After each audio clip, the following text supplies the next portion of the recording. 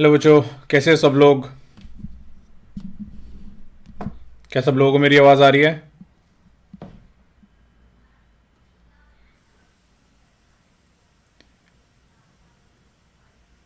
Guys, आवाज़ आ रही है?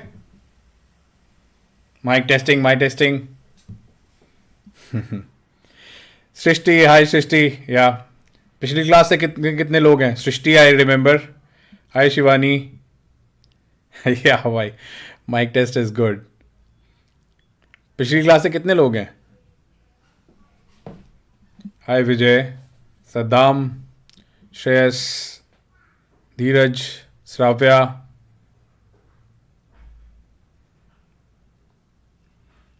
रोहन, हाय, नमस्ते। JD, nice. Shreya, Ranjeet, okay. Dhruv, कोई नहीं एस जी। चलो, anyways, so let's get started guys. So last वाली जो क्लास थी, ऑब्वियसली उसमें जिन लोगों ने अटेंड करी है, there was some technical difficulty जिसकी वजह से लेट स्टार्ट हुई थी क्लास, एंड अब्रप्टली भी एंड हो गई थी बिकॉज अगेन एक टेक्निकल एरर आ गया था। So will try to ensure कि आज की क्लास में ऐसा कुछ ना हो। एंड लास्ट क्लास में एक टॉपिक रह गया था because of that technical difficulty, X rays वाला टॉपिक। सो दैट्स वाई मैंने इस क्लास का जो टॉपिक है वो चेंज करवा दिया था। It was now X rays and nuclei, so that we cover X rays as well. ठीक है। एंड लास्ट क्लास की तरह the approach for today's class will also be, जैसे मैंने आप लोगों को बताया था, डुअल नेचर, एटम्स, न्यूक्लियाई, ये तीनों जो हैं बहुत इंपॉर्टेंट चैप्टर्स हैं। And the analysis that we have done till now is कि 2020 के अंदर ऑलमोस्ट हर पेपर के अंदर, हर देयर वर 16 पेपर्स, हर पेपर में there were 2 questions atleast from these 3 chapters combined, right? तो जिन लोगों ने पिछली क्लास अटेंड नहीं करी है, do attend that as well. Past lessons में अवेलेबल होगी, although that class is not going to impact today's class. ठीक है। तो बहुत ज़्यादा कुछ फ़र्क नहीं पड़ेगा आप लोगों को। हो सकता है एक्सरेज के 1-2 क्वेश्चन हम करें जिसके अंदर पुराने कॉन्सेप्ट्स यूज़ हो रहे हो, but I think from nuclear onwards we will not be using anything. तो आज की क्लास अगेन इंपॉर्टेंट है, and my approach would be again कि जो ये 2020 के जितने भी क्वेश्चंस वगैरह आए हैं, I have collated them into the PPT, and वो हम सब लोग जो है आज क्वेश्चंस को सॉल्व करेंगे। ठीक है, cool, okay. So let's get started. Okay, this is about me. इसको स्किप कर देते हैं, लास्ट क्लास में डिस्कस कर ही लिया था, बिकॉज आज थोड़ी सी लंबी क्लास है, कंटेंट बहुत ज़्यादा है, so we will have to move a little faster. Live based class practices, I think आज फिजिक्स की लास्ट क्लास है क्रैश कोर्स की, तो आई थिंक ये सब स्किप कर सकते हैं। फंडामेंटल ये जो हम करने वाले हैं आज, ये हम करेंगे, but what is more important is कि जैसे जैसे हम लोग चीज़ें करेंगे, simultaneously you guys will be solving JEE Mains 2020 questions over here directly. ठीक है, और तुमको वो कॉन्फिडेंस भी बिल्डअप हो जाएगा, राइट? चलो, सो सबसे पहले एक्सरेज से स्टार्ट करते हैं। What are X rays? So basically X rays क्या होते हैं? These are high energy, right? These are high energy electromagnetic radiations. ठीक है, ये जो एक्सरेज होती हैं बहुत ज़्यादा हाई एनर्जी होती हैं। ठीक है, इनकी जो वेवलेंथ होती है, वो लाया करती है कहीं ना कहीं 0.01 आर्मस्ट्रॉम से लेकर 100 आर्मस्ट्रॉम के बीच में। ठीक है, सो इनकी एनर्जी जो है इतनी ज़्यादा हाई होती है, इसकी वजह से इनके पास होता क्या है, due to this high energy they have a high penetration power. ठीक है, हाई पेनिट्रेशन पावर होती है, और इसीलिए इसीलिए तुम लोगों ने देखा है कि हम लोग जो है, जब भी ऑर्थोपेडिक्स के पास जाते हैं तो वो लोग एक्सरेज का यूज़ करते हैं, राइट? और जो हमारी बोन्स का अगर उनको स्नैपशॉट लेना होता है तो दे यूज़ एक्सरेज, राइट? सो ये चीज़ होती है। ठीक है, और ये जो है इनकी हायर पेनिट्रेशन पावर है for physical substances as compare to ultraviolet. मतलब मैं कंपैरिजन कर रहा हूँ अल्ट्रा वायलेट, इंफ्रारेड और विजिबल रेडिएशन जो हम जनरली पढ़ते हैं, इन सबसे ज़्यादा है। ठीक है, अब ये बनती कैसे हैं? प्रोडक्शन जो होता है इनका, ये बेसिकली क्या होता है, these are produced by breaking high energy proton, high energy electrons of cathode rays. ठीक है, सो हाई एनर्जी इलेक्ट्रॉन्स का मतलब क्या हुआ? ऐसे इलेक्ट्रॉन्स जिनके पास काइनेटिक एनर्जी काफी ज्यादा है, राइट? उनको ब्रेक करा जाता है। कैसे ब्रेक करते हैं? एक यहाँ पे कोई स्पेसिफिक टारगेट ले लिया, राइट? ऐसा नहीं है कि कोई भी किसी भी टारगेट से हम इनको हिट करवा देते हैं, बट एक स्पेसिफिक टारगेट्स होते हैं कुछ टाइप के, इलेक्ट्रॉन्स को लेते हैं जो कि काफ़ी हाई एनर्जी है और उनको इनसे टकराया जाता है, राइट। तो यहाँ से जब इलेक्ट्रॉन निकलते हैं साथ में एनर्जी कुछ रिलीज होती है, ये जो रेडिएशन रिलीज होती हैं ये एक तरह से एक्स रेज होती हैं, ठीक है। Now there are two ways to segregate these into subcategories, एक होता है सॉफ्ट एक्स रेज और एक होता है हार्ड एक्स रेज। तो ये जल्दी से पढ़ लेना, इसमें ज़्यादा कुछ नहीं है। सॉफ्ट एक्स रेज क्या होता है? सॉफ्ट एक्स रेज वो वाली होती है जिनकी एनर्जी जो होती है कंपैरेटिवली कम होती है, यानी उनका लैम्डा ज़्यादा होता है, right. For example lambda is greater than 10 angstrom. और हार्ड एक्स रेज वो वाली होती है जिनकी एनर्जी ज़्यादा होती है, राइट। सो उनका जो लैम्डा होता है that is less then 1 angstrom, ठीक है। सो ये सॉफ्ट हार्ड एक्स रेज है। इसके अलावा जो इंपॉर्टेंट चीज है, जो सेग्रीगेशन है, वो हमारे पास दो सेकंड टाइप की जो सेग्रीगेशन है, this is first type. Second type की जो सेग्रीगेशन है वो इंपॉर्टेंट है, वो देखनी जरूरी है। एक बोलते हैं हम कंटिन्यूअस एक्स रेज, ठीक है, कंटिन्यूअस एक्स रेज, और दूसरी टाइप की जो होती है उनको बोलते हैं हम कैरेक्टरिस्टिक एक्स रेज, ठीक है, कैरेक्टरिस्टिक एक्स रेज। ये दोनों चीजें जो है इंपॉर्टेंट है। अब ये सेग्रीगेशन किस बेसिस पर होता है? जैसे सॉफ्ट एंड हार्ड का जो था वो होता है basis their energy, right, and basis their penetration power. But continuous और कैरेक्टरिस्टिक एक्सरेज जो हम डिवाइड करते हैं, ये डिवाइड करते हैं based on the production mechanism, right, कि ये प्रोड्यूस किस तरीके से हो रही है, ठीक है, बेस्ड ऑन प्रोडक्शन मैकेनिज्म, ठीक है। तो इसको अभी हम नेक्स्ट स्लाइड में करते हैं कि प्रोडक्शन मैकेनिज्म एग्जैक्टली है क्या यहां पर, ठीक है। सो होता क्या है, जैसे हमने देखा एक्सरेज को फास्ट मूविंग इलेक्ट्रॉन जो होते हैं, एक्सेलरेटेड इलेक्ट्रॉन्स होते हैं, उनको किसी स्पेसिफिक टारगेट से जब हम हिट कराते हैं तो ये एक्सरेज प्रोड्यूस होती हैं। तो होता क्या है, ये एक्सरेज प्रोड्यूस क्यों होंगी, right. So let's say for example ये जो स्पेसिफिक टारगेट है, इसके अंदर एक एटम का सिनॉप्सिस लेते हैं, राइट। ये हमारा एक एटम है, ये न्यूक्लियस हो गया, और इसके आसपास क्या है? शेल्स हैं, राइट, ऑर्बिट्स हैं जिनमें इलेक्ट्रॉन जो है वो रिवॉल्व कर रहे हैं, ठीक है। अब यहां पर एक बाहर से फास्ट मूविंग इलेक्ट्रॉन आया, ये इलेक्ट्रॉन आता है, ठीक है। अरे ये फ्यूचर एज कहां से आ गया? बहुत टाइम हो गया future edge. Anyways let's concentrate over here guys.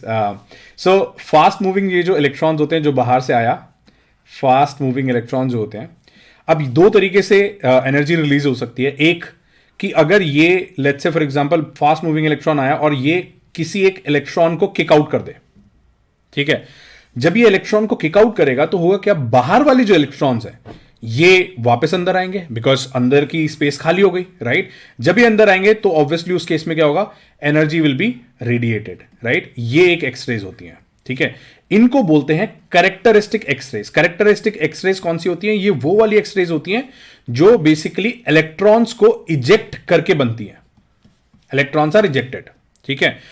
और अब एक तरीका हो सकता है कि इलेक्ट्रॉन को इजेक्ट कर दी, दूसरा तरीका क्या हो सकता है, राइट, जिसके चांसेस थोड़े से कम होते हैं, बट हाँ है क्या कि ये न्यूक्लियस से टकरा जाए, राइट। न्यूक्लियस से टकराएगा तो क्या होगा, राइट, न्यूक्लियस से टकराएगा तो क्या होगा, इसकी जो एनर्जी है वो सारी की सारी लूज हो जाएगी and this energy will be released, right. ये जो यहां से जो फोटॉन्स रिलीज होंगे इसको बोलते हैं हम कंटिन्यूअस एक्सरेज, कंटिन्यूअस एक्सरेज, ठीक है।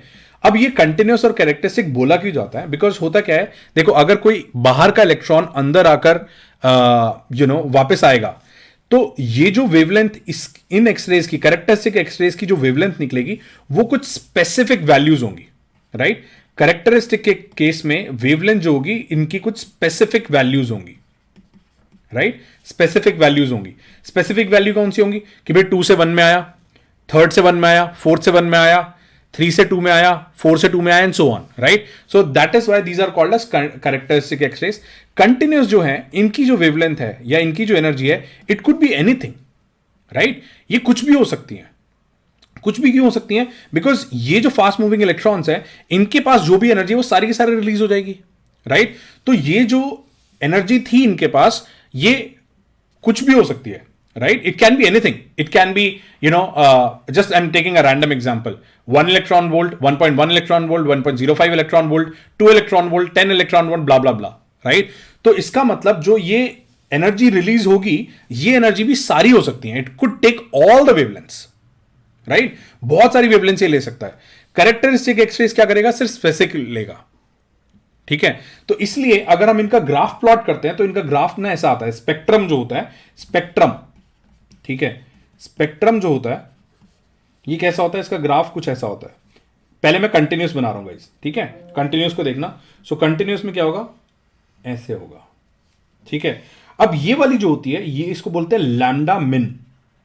अब लैम्डा मिन क्यों होगा गाइस, ठीक है, एक काम करते हैं, एक नया पेज लेते हैं, ठीक है, एक नया पेज लेते हैं। अब लैम्डा मिन क्यों होगा, सो बेसिकली यहां पर होता क्या है कि ये एक्सपेरिमेंट एक्चुअली में कूलिज ट्यूब के अंदर होता है।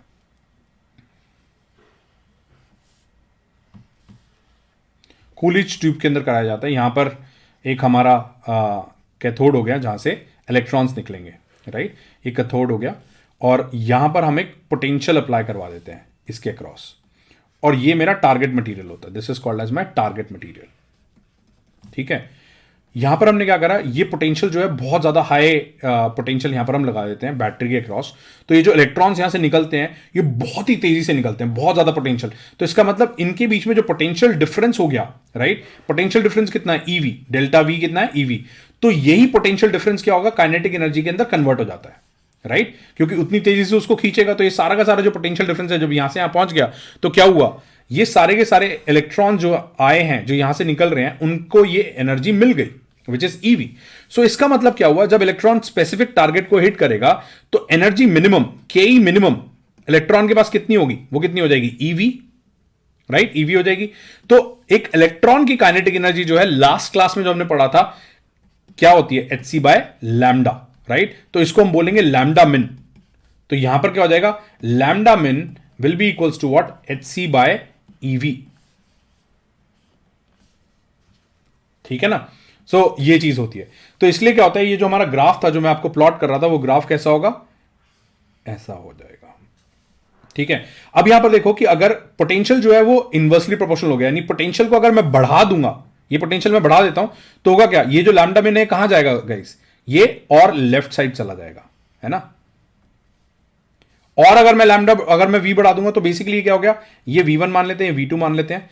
तो इसका मतलब यहां पर क्या होता है, V1 will be less than V2। तो जो पोटेंशियल डिफरेंस हम जैसे जैसे अप्लाई करेंगे, ये लेफ्ट साइड से आ जाएगा, ठीक है। तो ये और ज्यादा ग्राफ जो है लेफ्ट साइड चला जाएगा। So this is the spectrum graph of continuous X rays, ठीक है। कंटिन्यूअस एक्सरेज में ऐसा होता है, ठीक है। अब एक पेज और ले लेते हैं, राइट, जहां पर हम लोग कैरेक्टरिस्टिक एक्सरेज की बात करेंगे, ठीक है। सो अब कैरेक्टरिस्टिक एक्सरेज में क्या होता है, जैसे मैंने बताया, ये हमारा न्यूक्लियस है, लेट्स से, राइट, ये न्यूक्लियस है और इसके आसपास ये रिवॉल्व कर रहे हैं, ठीक है। अभी जो शेल्स होते हैं, इनको शेल्स को हम कैसे काउंटिंग करते हैं, इनको हम बोलते हैं के, एल, एम, एन, ठीक है। अब यहां पर क्या होता है कि इलेक्ट्रॉन जो है वो कहां से आ सकता है, अगर इलेक्ट्रॉन यहां के शेल का इजेक्ट आउट हुआ है, तो इलेक्ट्रॉन एल से भी आ सकता है और इलेक्ट्रॉन एम से भी आ सकता है, लेकिन आ कहां पर रहा है, आ रहा है वो के शेल में। तो इसलिए उस केस में जो स्पेक्ट्रल सीरीज होती है, जो स्पेक्ट्रल लाइन होती है, उसको हम बोलते हैं, अगर के से एल से के में आया है, राइट, एल से के में आया है, तो उस केस में हम उसको बोलेंगे के अल्फा, ठीक है। अगर एम से यहां पर आया है, अगर एम से के में आया है, तो उसको बोलते हैं के बीटा, एंड सो ऑन। तो इसका मतलब के gamma, and so on. Similarly अगर इलेक्ट्रॉन जो इजेक्ट हुआ है वो एल शेल का हुआ है और एम से यहां पर आता है, राइट, अगर एम से एल में आता है तो उसको बोलते हैं हम एल अल्फा, ठीक है। सिमिलरली अगर एन से एल में आता है तो उसको बोलेंगे L beta, and so on, right. तो इस तरीके से जो होता है हमारी स्पेक्ट्रल सीरीज बनती है, और इनकी जो अगर मैं ग्राफ पे प्लॉट करूं, again let me take another page, ठीक है। तो अगर मैं इसको ग्राफ पे प्लॉट करूं दोनों को साथ में, तो ये जो ग्राफ होता है ये कुछ ऐसा बनता है,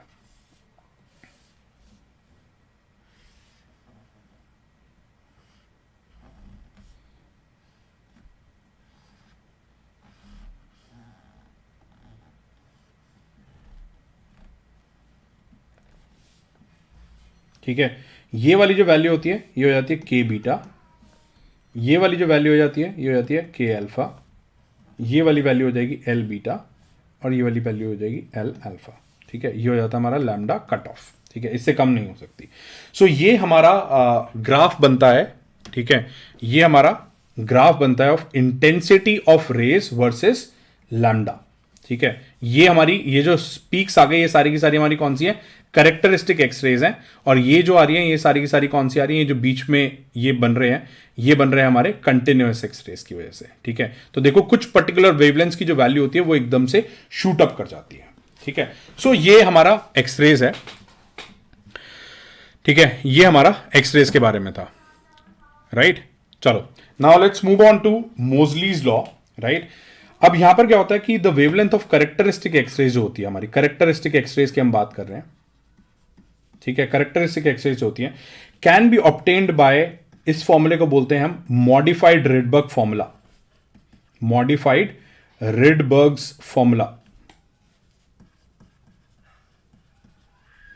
तो यहां पर क्या होता है, रिडबर्ग फॉर्मूला सबको पता है, 1/लैम्डा। रिडबर्ग क्या था, रिडबर्ग का फॉर्मूला था 1/लैम्डा is equals to R into of 1/n1 square minus of 1/n2 square into of z square, right. ये फॉर्मूला था। एंड अगर मॉडिफाइड की बात कर रहे हैं यानी मोजलीज लॉ की बात कर रहे हैं, ठीक है, मोजलीज लॉ की बात करते हैं, तो मॉडिफाइड क्या है, उसने क्या करा, उसने बोला कि भाई ये हो जाएगा r इंटू ऑफ, ये चीजें एज इट इज रहेंगी 1/n1 square minus of 1/n2 square, और यहां पर हो जाएगा z माइनस सिग्मा, इसका होल स्क्वायर। सिग्मा जो होता है गाइज वो क्या हो जाता है, हमारा स्क्रीनिंग कांस्टेंट हो जाता है इस केस में। ठीक है, क्योंकि आपको याद होगा कि जो हमारे रिडबर्ग फॉर्मूला होते हैं, Rydberg formula is Rydberg formula जो होता है वो वैलिड होता है 1 इलेक्ट्रॉन स्पीशीज के लिए, राइट। लेकिन यहां पर इलेक्ट्रॉन स्पीशीज जो है हम बात कर रहे हैं ये मेटल है, राइट। जो टारगेट एलिमेंट होता है वो एक मेटल होता है, तो उसके अंदर क्या होगा कि यहां पर हमको मॉडिफाई करना पड़ता है z माइनस सिग्मा। और अगर मैं इसको ऐसे भी लिख सकता हूं, राइट, इस टर्म को मैं ऐसे भी लिख सकता हूं, इसको लिख सकता हूं z effective, which is called as the effective atomic number of the element. ठीक है, इसको बोलते हैं effective atomic number of the element. तो ये तो हो गया हमारी 1/लैम्डा हो गई। अब न्यू फ्रीक्वेंसी जो होती है, फ्रीक्वेंसी को क्या लिखते हैं, c/लैम्डा। तो अगर मेरे को फ्रीक्वेंसी की वैल्यू निकालनी है तो वो क्या लिख दूंगा मैं, CR into of 1/n1 square minus of 1/n2 square into of z minus sigma, ये आ गया। ठीक है, यहां पर क्या होता है, अगर और इसका होल स्क्वायर, अगर मैं दोनों साइड अंडर रूट ले लूं तो इसको मैं ऐसे कन्वर्ट कर सकता हूं कि root nu will be equals to, यहां पर एक कांस्टेंट मान लेते हैं और ये आ जाएगा z minus sigma. This sorry, ये मैंने यहां पर गलत बता दी, ये मोजलीज लॉ नहीं है, ठीक है, ये मॉडिफाइड रेडबर्ग फॉर्मूला था, सॉरी। ठीक है, this is called as my Moseley's law. ठीक है, मोजलीज लॉ, राइट। ये ए क्या होता है, ये ए कांस्टेंट होगा for a given transition, right. क्योंकि देखो ए की वैल्यू क्या हो गई, यही वाली वैल्यू हो गई, ये जो पूरी की पूरी थी। ठीक है, तो अगर ट्रांजिशन जो है वो सेकंड से वन में हो रहा है या थर्ड से वन में हो रहा है, तो उस केस में क्या हो जाएगा, उन स्पेसिफिक ट्रांजिशंस के लिए ये जो वैल्यूज होंगी ये कांस्टेंट हो जाती हैं, राइट। आर तो वैसे भी कांस्टेंट है, रेडबर्ग्स कांस्टेंट। सी जो हो गई वो क्या हो गई, स्पीड ऑफ लाइट हो गई, राइट। n1 और n2 हमने फिक्स कर दिया, तो ए हमारा कांस्टेंट हो गया। तो this is called as the Rydberg's formula, Moseley's law for a given transition. ठीक है, सिंपल है, समझ में आ गया। सिग्मा क्या है, अरे सिग्मा स्क्रीनिंग कांस्टेंट है गाइस, बताया तो था। ठीक है, सिग्मा कैलकुलेट नहीं करना होता, वो क्वेश्चन में गया होगा ऐसे, सो that should not be a problem. ठीक है, चलो जल्दी से क्वेश्चन करते हैं। मैं पब्लिक चैट ऑफ कर रहा हूं, ठीक है, और जल्दी से इसका आंसर बताओगे लोग मेरे को।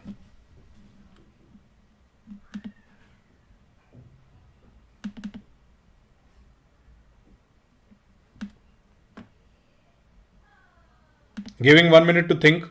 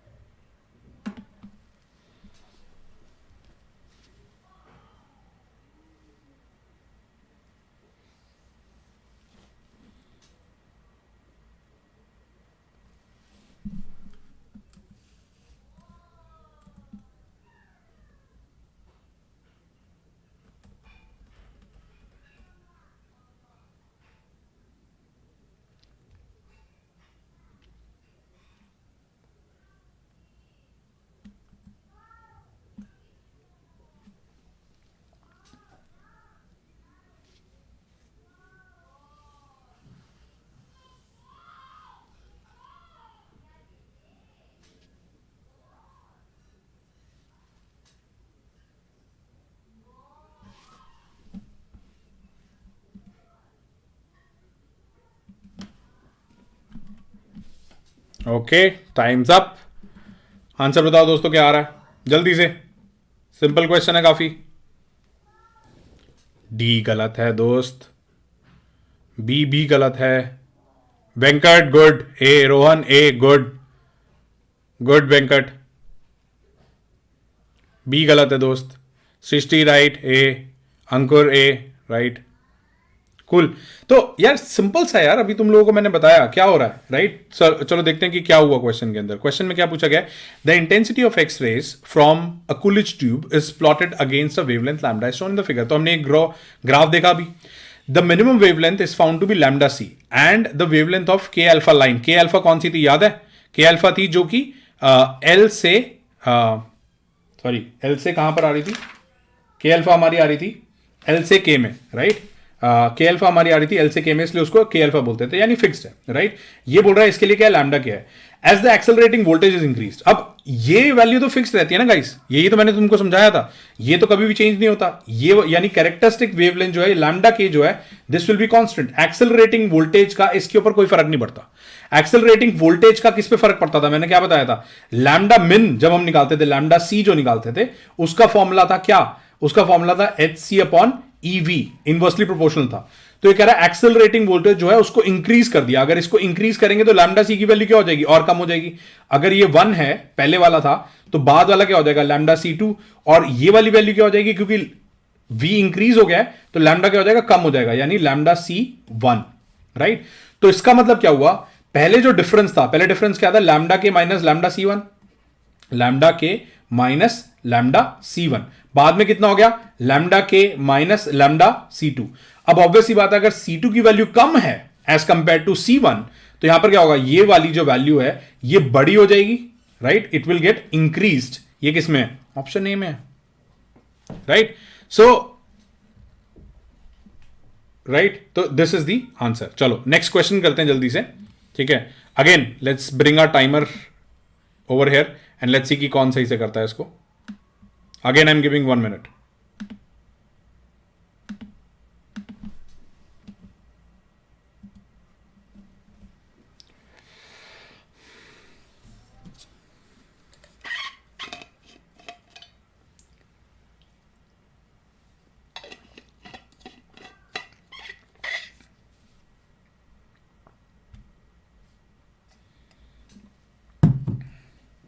वैसे ये वाला क्वेश्चन आई थिंक एक्सरे से कम है, और ये पुराना वाला जो हमारा चैप्टर था उससे ज़्यादा है। नंबर ऑफ फोटॉन्स वहाँ पे मैंने निकालने सिखाए थे आप लोगों को, ठीक है। तो अगर ना भी हो तो डोंट फ्रेट। यहाँ पे एक्सरे था शायद, इसलिए यहाँ पर डल गया, but ideally this question belongs to the earlier chapter dual nature. But देखते हैं कौन सही करता है इसको।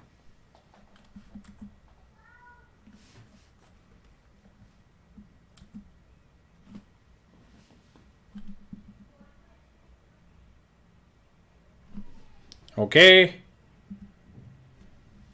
क्या आंसर आया guys? HK, B is wrong. MJ good, A is the correct answer. Ram Gopal good, Rohan good, Navneet nice, Srishti good, Srishti you are doing well, Shreyas, Venkat nice, Siddhi, Ankur nice। ठीक है, चलो जल्दी से देख लेते हैं guys कि क्या था। हाँ आयुष्मान, बहुत सारे ए नहीं है, एक ही है ठीक है। Okay, so let's quickly look at this कि एग्जैक्टली क्या था यहाँ पर। सो ये कह रहा है कि 2 sources of light emit X rays of wavelength 1 nanometer and a visible light of 500 nanometers, ठीक है। Both the sources emit light of the same power 200 watt. So power guys क्या होती है, अब तुम लोगों को फॉर्मूला याद होगा, मैंने बताया था वहां पर क्या आता है, नंबर ऑफ फोटॉन्स जो हमको निकालने होते हैं, तो वो क्या होता है, P is equals to N into e, और N क्या E क्या होता है, HC बाय लैम्डा, राइट। बस ये है। तो अब यहां पर क्या करना है, एक्स रेज के नंबर निकालने हैं, ठीक है। पावर दोनों की सेम है, लैम्डा दोनों की अलग अलग है, एक्स की मान लेते हैं यहां पर। दूसरे की जो पावर है, जो हमारी विजिबल लाइट है, उसको हम लिख लेंगे NV into HC by lambda V. अब क्या करते हैं, इन दोनों को डिवाइड कर दो सिंपली, HC से HC कट जाएगा, P से P कट जाएगा, या इक्वेट कर दो, एक ही बात है।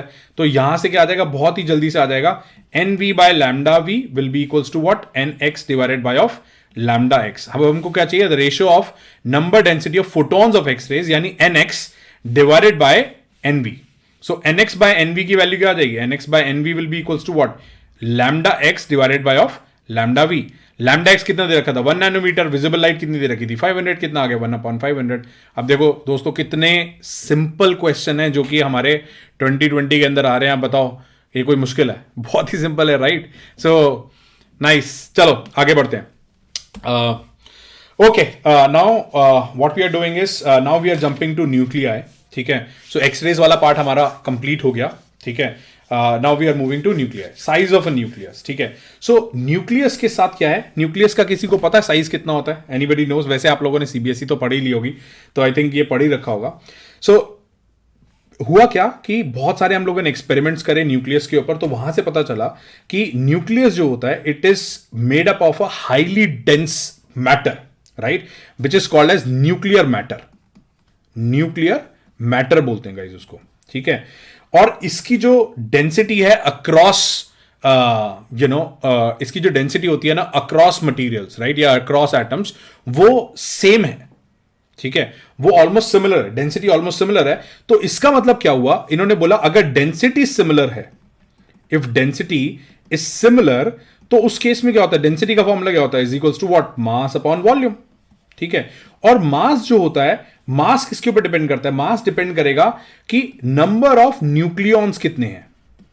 ठीक है, न्यूक्लियॉन्स क्या होते हैं? जो कि न्यूक्लियस के अंदर रिजाइड करते हैं, राइट। न्यूक्लियस के अंदर कौन कौन रिजाइड करता है? Neutron plus proton, right. तो न्यूट्रॉन हो या प्रोटॉन हो, उनको हम न्यूक्लियॉन्स बोलते हैं। ठीक है, सो मास किस पे डिपेंड करेगा? Number of nucleons. ठीक है, सो इसलिए इन्होंने बोला कि वॉल्यूम अगर देखा जाए तो अगर डेंसिटी कांस्टेंट है, volume of a nucleus is proportional to what? A, which is what? Number of nucleons. Number of nucleons क्या होते हैं? Mass number.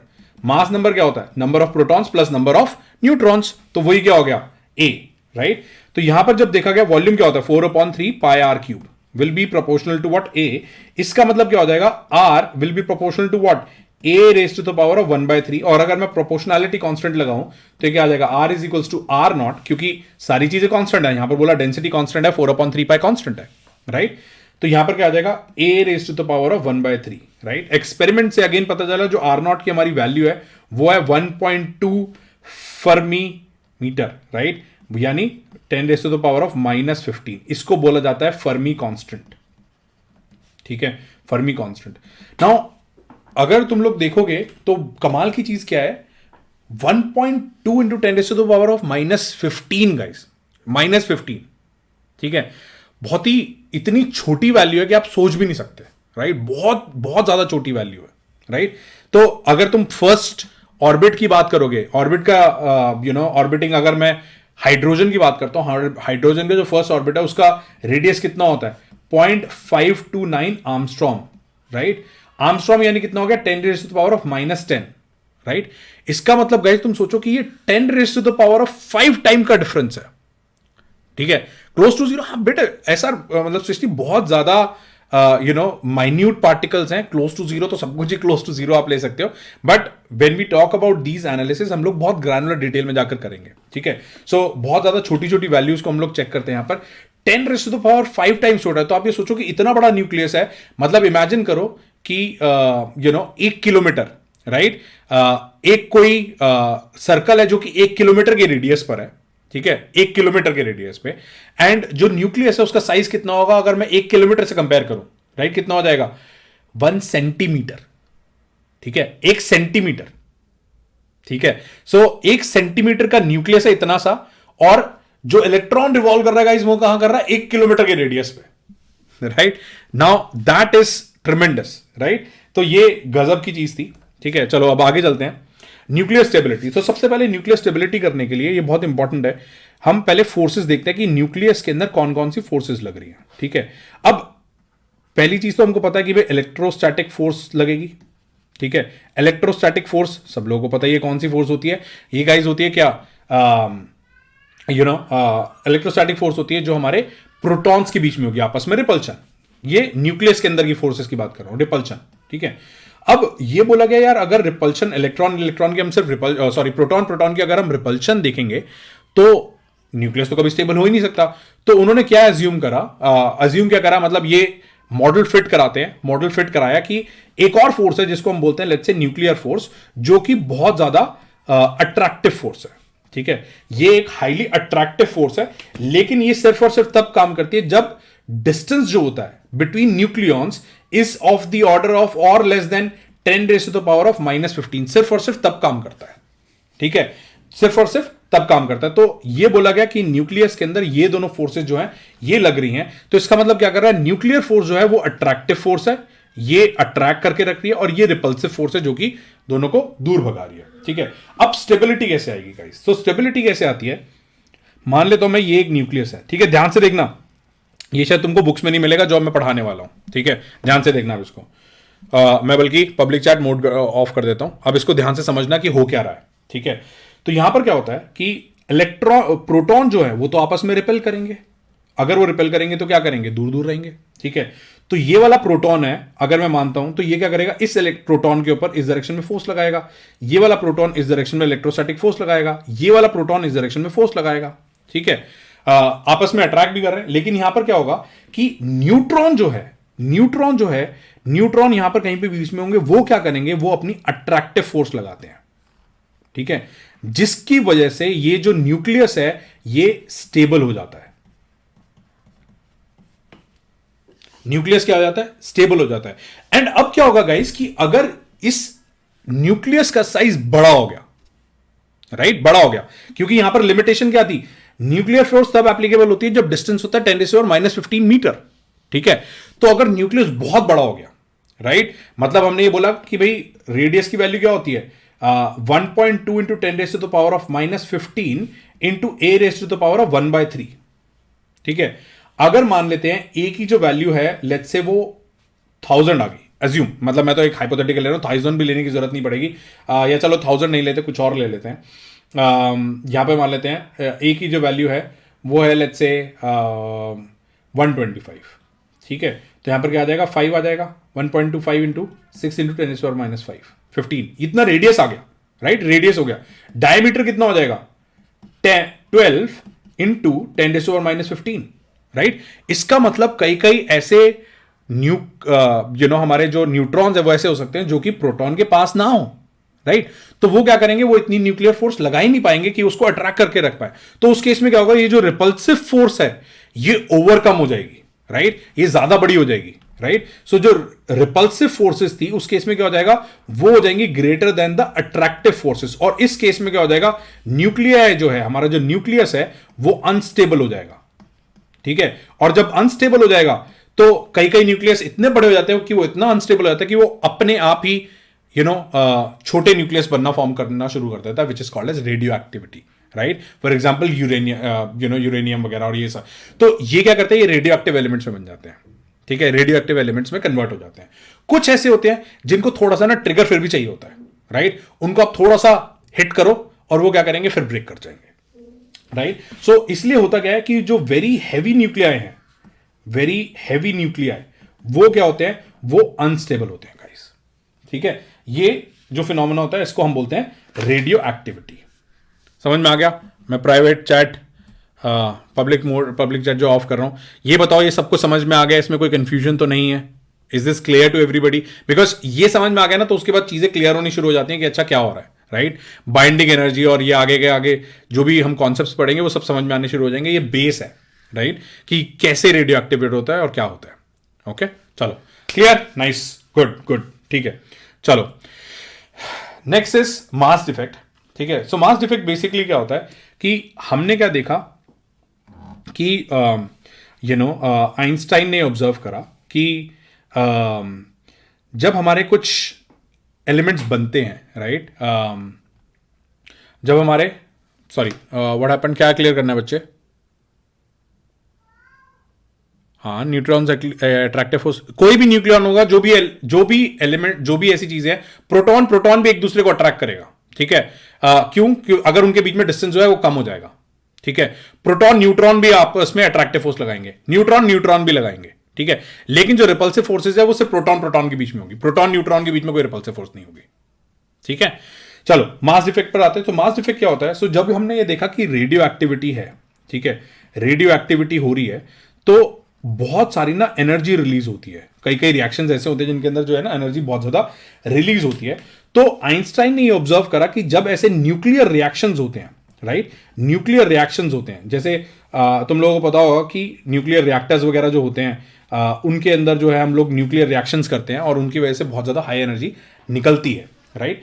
तो वो एनर्जी कहां से आती है? तो आइंस्टाइन ने एक जबरदस्त चीज दी कि मास डिफेक्ट होता है। उसने बहुत ज्यादा रिएक्शंस हम लोगों ने कैरी फॉरवर्ड करी और उससे पता चला कि there is a mass defect which is happening. So for example क्या हुआ कि जेड लेट से प्रोटॉन्स है, एमपी मतलब प्रोटॉन्स का mass, plus A minus Z जो है, जेड सबको पता है ना एटॉमिक नंबर होता है। तो एटॉमिक नंबर क्या होगा? एटॉमिक नंबर वो होता है जितने प्रोटॉन्स या नंबर ऑफ इलेक्ट्रॉन्स होते हैं, और mass number minus atomic number will be equals to my number of protons, right. जब ये दोनों कंबाइन होकर एक एटम बनाते हैं, एक न्यूक्लियस बनाते हैं, तो उसके साथ क्या होता है? एक एनर्जी रिलीज होती है। ये जो एनर्जी होती है गाइस, इट वाज ऑब्जर्व्ड कि अगर हम मास निकालें, डेल्टा एम निकालें, मास डिफेक्ट क्या हो गया?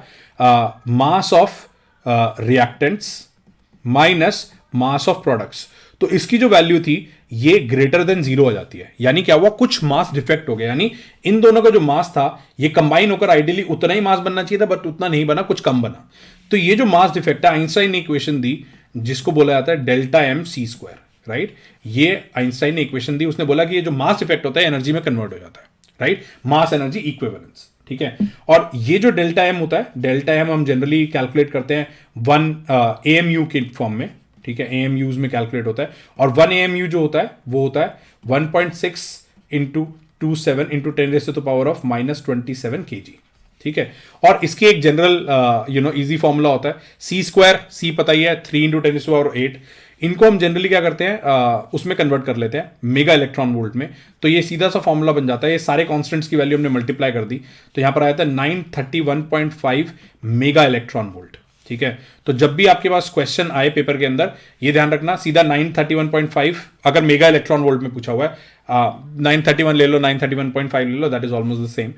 जनरली कई बार क्वेश्चंस में दे भी देते हैं वो लोग कि एग्जैक्टली क्या वैल्यू होनी चाहिए, ठीक है।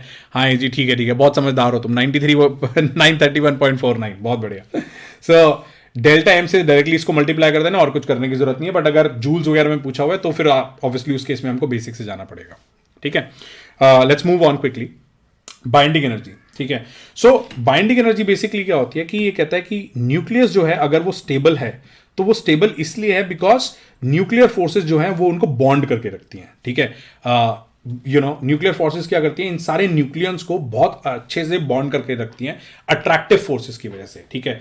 अब अगर मेरे को इस न्यूक्लियस को तोड़ना है, राइट, इस न्यूक्लियस को अगर मेरे को तोड़ना है तो what I have to do is I have to supply energy. ये स्टेबल न्यूक्लियर है, राइट, तो I have to supply energy. जितनी एनर्जी मेरे को इस न्यूक्लियस को तोड़ने में सप्लाई करनी पड़ेगी, this is called as binding energy, ठीक है। This is called as binding energy of the nucleus. So इस केस में क्या होगा? अगर एक्स है हमारा A Z plus binding energy हम अगर हम देते हैं तो हमारे क्या होंगे? जेड प्रोटॉन्स निकलेंगे प्लस ए माइनस जेड क्या होंगे? न्यूट्रॉन्स निकल जाएंगे, ठीक है। तो ये हमारी बाइंडिंग एनर्जी होती है। तो बेसिकली क्या है? Higher the binding energy of a nucleus more stable the nuclei will be, ठीक है, उतना ज्यादा न्यूक्लियाई स्टेबल होगा, राइट। लेकिन हमने ये भी देखा जो हैवी न्यूक्लियस होते हैं, राइट, अब बाइंडिंग एनर्जी इनकी ज्यादा होगी, जिनके अंदर जो है ज्यादा न्यूक्लियॉन्स है, ज्यादा सेपरेट आउट करना पड़ रहा है, तो हैवी न्यूक्लियस है, ठीक है, उसको तोड़ना पड़ रहा है, राइट। नाउ अब होता क्या है कि लेकिन हमने देखा तो जो हैवी न्यूक्लियाई होते हैं वो तो बहुत अनस्टेबल होते हैं, राइट। तो ये निकाला गया, चलो यार एक काम करते हैं, बाइंडिंग एनर्जी पर न्यूक्लियॉन निकालते हैं, ठीक है, पर न्यूक्लियॉन। न्यूक्लियॉन क्या होगा? Mass number. ये वैल्यू निकाली गई। उसके बाद हमने क्या करा? इनका ग्राफ प्लॉट करा, ठीक है। Let me show you the graph. So जब इनका ग्राफ प्लॉट करा गया तो ये जो वैल्यूज आ रही थी बाइंडिंग एनर्जी पर न्यूक्लियॉन वाली, ये हमारी ग्राफ के साथ और जो हमारे एक्सपेरिमेंट्स थे उनके डेटा के साथ मैच कर रही थी, ठीक है। ये ग्राफ कुछ ऐसा बन जाता है, ठीक है। ये वैल्यू जो होती है आयरन की, ये पीक पर होती है 56 आयरन जो होता है, ठीक है। ये हमारा हीलियम हो गया, ये हमारा कार्बन हो गया, ये हमारा ऑक्सीजन हो गया। ये जो हीलियम कार्बन ऑक्सीजन है, इनकी जो पीक्स आती हैं वो पीक्स इसलिए आती हैं बिकॉज इनका कुछ ऑपोजिट स्पिन न्यूक्लियॉन्स का पेयरिंग हो जाती है, ठीक है। वो अभी हमारे कोर्स के बाहर है तो उसके अंदर ज्यादा दिमाग लगाने की जरूरत नहीं है, बट दिस इज द ये हमारा 1 हो गया, ठीक है। ये हमारा 2 हो गया एंड सो ऑन, राइट। तो इस तरीके का हमारा जो है ग्राफ जो है वो आ जाता है, ठीक है। चलो जल्दी से एक क्वेश्चन कर लेते हैं गाइस। अगेन ये तो बहुत ही सिंपल सा क्वेश्चन है, बट जल्दी करो, ठीक है। मैं चैट ऑफ कर रहा हूं, लेट्स सी कौन करता है। ऑल्दो पुराना क्वेश्चन है, 99 का क्वेश्चन है, बट जल्दी करो, थोड़ी सी कैलकुलेशन है इसके अंदर, let's do it quickly.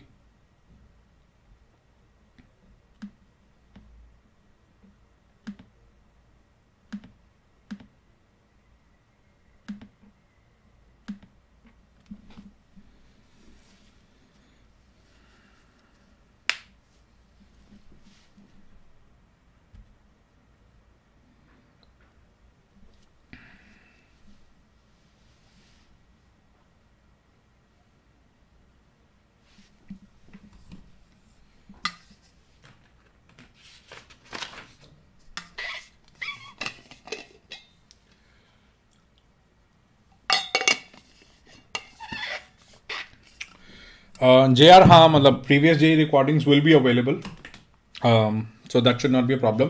But हाँ हम लोग एक काम और कर रहे हैं, we are also launching with a second crash course. तुम्हारा जो अभी फरवरी का अटेम्प्ट हो जाएगा, आई थिंक 28 फरवरी से या जब भी है, वी विल अपडेट यू। तो उसके अंदर जो है we are launching with another crash course, जिसके अंदर जो हाई वेट टॉपिक्स है हम उनको कैटर करेंगे, ठीक है।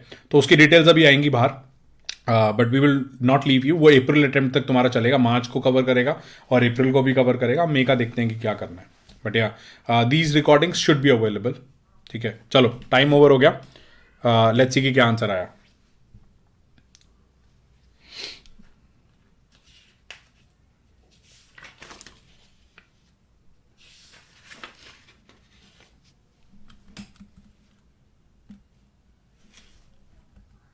बी, हाँ फ्री है बच्चे, B is the correct answer. अरे बहुत ही बढ़िया, रेवंत, ऋषि, वेंकट, अमन, अरे एक्सेलेंट यार, तुम लोगों को तो बहुत जल्दी आ गया ये, nice. So order of magnitude क्या होता है गाइस? जो हमारी डेंसिटी होती है, डेंसिटी क्या होता है? डेंसिटी होता है D is equals to mass upon volume, ठीक है।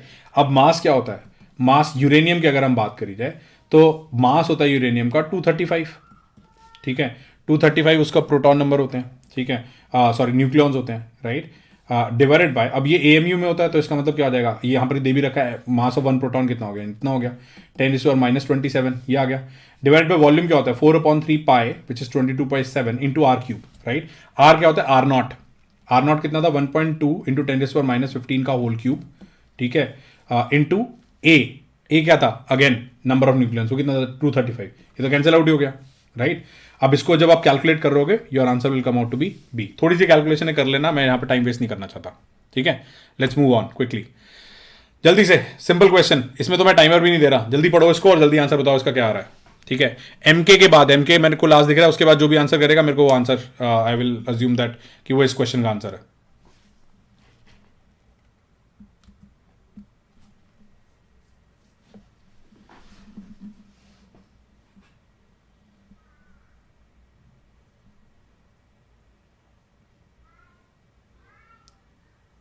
वाह, ये ट्रिपल सी वाला Ayushman, good good Ayushman, nice. R D this is wrong, P S yes it is C, बहुत बढ़िया बहुत बढ़िया। Yatin C, nice. Rishi, Srishti good, doing well Srishti. Shreyas, Shivani, nice, cool. देखो जल्दी से देख लेते हैं, अगेन बहुत सिंपल क्वेश्चन है गाइस, मैंने इसलिए डालता, मैं जनरली जो रीसेंट वाले क्वेश्चन है बस वही डाल रहा हूं, बट तुमको दिखा रहा हूं कि किस टाइप के क्वेश्चन आ रहे हैं इस चैप्टर में से।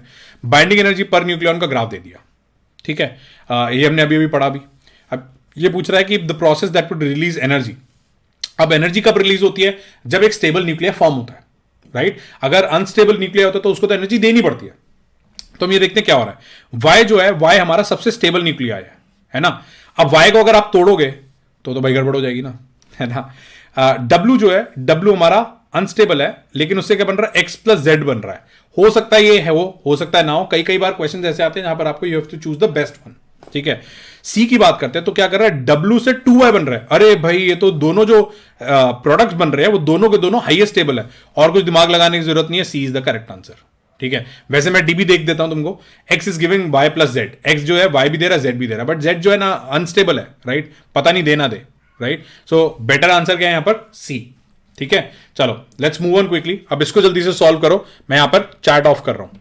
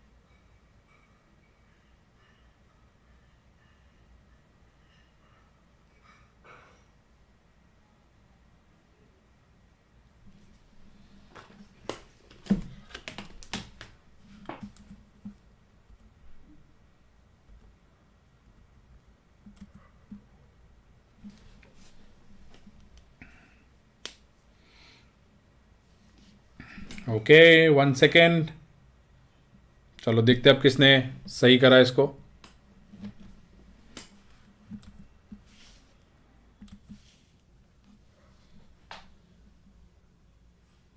एनी आंसर्स गाइस, सॉल्व कर रहे हो अभी?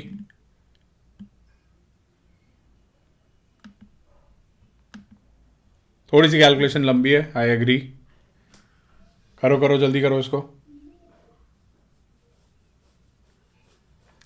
ए वाले मेरे दोस्त सारे के सारे गलत हैं, Srishti wrong, Yatin wrong, Ankur wrong, Shreyas wrong, Anu very good, B is the correct answer. Satvik, चलो देखते हैं, हाँ थोड़ा सा कैलकुलेशंस लंबी हैं, हो सकता है वहां पे मिस्टेक हो जाए। Ayushman, B B B B B so in a reactor 2 kg of uranium 235 fuel is fully used up in 30 days। ठीक है, 2 kg दे रखा है guys, right, so 2 kg uranium जो है यूज अप हो गया कितने दिन में, 30 days में। द एनर्जी रिलीज पर फिजन इज, एनर्जी दे रखी है हमको कितनी निकल रही है, ठीक है, given that the Avogadro number is this per kilo mole and E what is the power output. अब देखो again let's go to the basics, power पूछा जा रहा है, पावर का फॉर्मूला क्या होता है, एन यानी जितनी फिजन्स होंगी इनटू एनर्जी, एनर्जी पर फिजन तो हमको बोल रखा है कितनी है, 200 मेगा इलेक्ट्रॉन वोल्ट, हमको क्या निकाल रहा है, नंबर ऑफ फिजन्स कितनी होंगी, ठीक है, पर यूनिट टाइम, एक मिनट में, 1 सेकंड के अंदर हमारी कितनी नंबर ऑफ फिजन्स होंगी, ठीक है। अब नंबर ऑफ फिजन्स क्या होंगी, या नंबर ऑफ ये जो फिजन्स हैं ये कैसे निकलेंगे, हमारी 2 kg दे रखा है, तो पहले तो हम निकाल लेते हैं कि इसके कितने मोल्स हैं या कितने पार्टिकल्स हैं, ठीक है, तो ये हो गया 2 × 10⁻³ ग्राम्स, ठीक है, ये तो हो गया kg divided by molecular mass, वो लेकिन ग्राम्स में होता था, ये हमारा आ गया ये डिवाइडेड बाय 235, ये आ गया, ये हमारा हो गया नंबर ऑफ मोल्स, ठीक है, इनटू एवोगाड्रो नंबर 6.023 × 10⁻23, इतने पार्टिकल्स होंगे, ठीक है, और डिवाइडेड बाय टाइम कितना दे रखा है, 30 days दे रखा है, तो इंटू 30 इंटू 24 इंटू 60 इंटू 60, ठीक है, तो ये हमारा क्या आ जाएगा, एन आ जाएगा, इसको आप मल्टीप्लाई कर दोगे किससे, 200 मेगा इलेक्ट्रॉन वोल्ट में, लेकिन यहां पर क्या दे रखा है, मेगा वॉट में दे रखा है, ठीक है, तो यानी इलेक्ट्रॉन वोल्ट को जूल्स में कन्वर्ट करना पड़ेगा, यानी कितना हो जाएगा, अब मेगा को हम एज इट इज रहने देते हैं, मेगा की वैल्यू यूज नहीं करते, ठीक है, क्योंकि यहां पर भी मेगा दे रखा है आंसर्स में, राइट, तो यहां पर आ जाएगा इंटू 200 इंटू 1.6 इंटू 10⁻⁻19, ठीक है, तो ये आप सॉल्व कर लेना, इसमें टाइम लगेगा, ऑब्वियसली आंसर क्या आएगा, बी आएगा, let's not waste time of the class, but हाँ मतलब मैं फ्रैंकली जब मैं अपने क्वेश्चंस करता था तो मैं ये ध्यान रखता था यार ये क्वेश्चन जो है ना ये बहुत हैवी कैलकुलेशंस वाला है, इसको किसी तरह मैं अपने पेपर में मार्क कर लेता था कि यार इसकी एक बार कैलकुलेशन आकर दोबारा चेक करनी है, बिकॉज इसमें गलती हो सकती थी। Nice nice Srishti, good work. Calculation mistake है यार, मतलब it's purely a calculation based question, but overall if you are able to do it well I think it's good, ठीक है। नेक्स्ट क्वेश्चन, ये चलो कर लेते हैं इसको जल्दी से, ये भी थोड़े से कैलकुलेशन है, राइट, एनर्जी ईवी में है तो पावर की यूनिट्स क्या होंगी, पता नहीं यार क्या होंगी। ईवी के केस में क्या आ जाएगा, इलेक्ट्रॉन वोल्ट पर सेकंड मे बी, ठीक है, तो वो आ जाएगा। एनीवेज चलो इसको जल्दी से सॉल्व करें इस क्वेश्चन को। Let's see who solves it first. Again ये कैलकुलेशन हैवी क्वेश्चन है थोड़ा सा, तो इसको करना है, करो इसको। डेल्टा एम निकालेंगे इसके अंदर, ठीक है। डेल्टा एम निकालोगे और सीधा वो निकाल दोगे इंटू 931। यहाँ पे दे रखा है देखो 931 मेगा इलेक्ट्रॉन वोल्ट, राइट। तो बस डेल्टा एम की वैल्यू निकालनी है और 931 से मल्टीप्लाई करना है। लेकिन ये थोड़ी सी कैलकुलेशंस ढंग से करनी पड़ेंगी, वैल्यूज ऐसी हैं, ठीक है। तो क्योंकि मैंने थोड़ा सा समझा भी दिया बट कैलकुलेशंस हैवी हैं, चलो मैं इसलिए तुमको 1 मिनट दे देता हूँ, करो आराम से।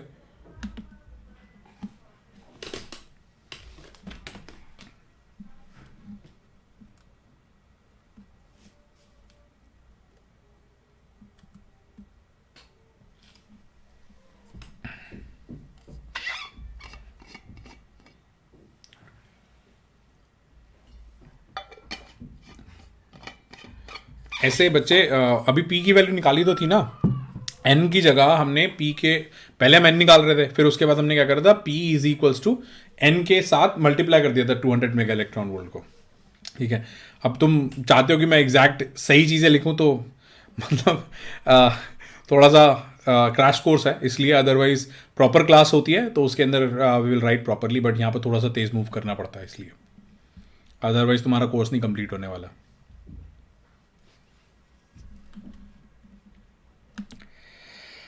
Okay, time's up. Let's see किसने करा ओपनिंग चैट।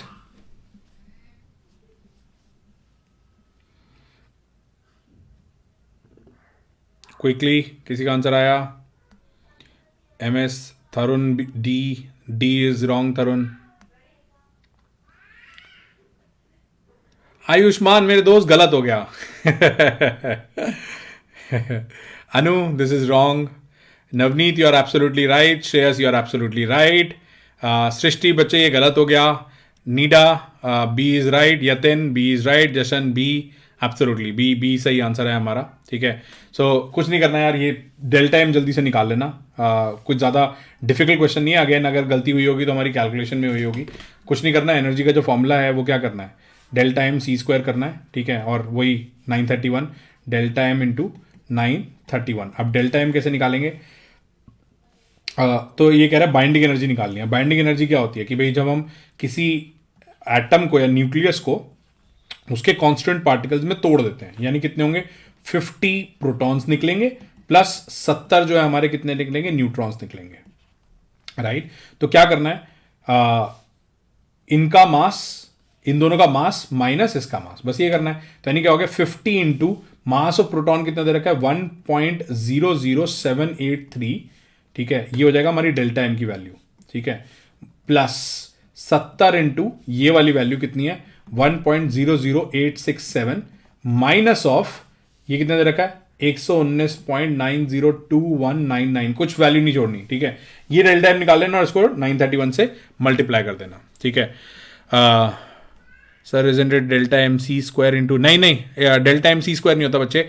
डेल्टा एम जो वैल्यू होती है वो जनरली एएमयू में होती है, उसको अगर हम ग्राम्स में कन्वर्ट करेंगे और सी की वैल्यू से मल्टीप्लाई करा देंगे और उसको इलेक्ट्रॉन वोल्ट में कन्वर्ट कर देंगे, तब हमको वो 931 लगाना होता है, ठीक है। सो और अब यहां पर दूसरा क्या दे रखा है, हाँ या आई थिंक एचआर ने अच्छा बताया, इट इज पर न्यूक्लियन पूछा हुआ है। तो टोटल नंबर ऑफ न्यूक्लियॉन्स कितने हैं इसके अंदर, एसएन के अंदर, यहां पर 120 दे रखा है, इसको 120 से और डिवाइड करना है एक बार, ठीक है। And you will get your answer as B, ठीक है। चलो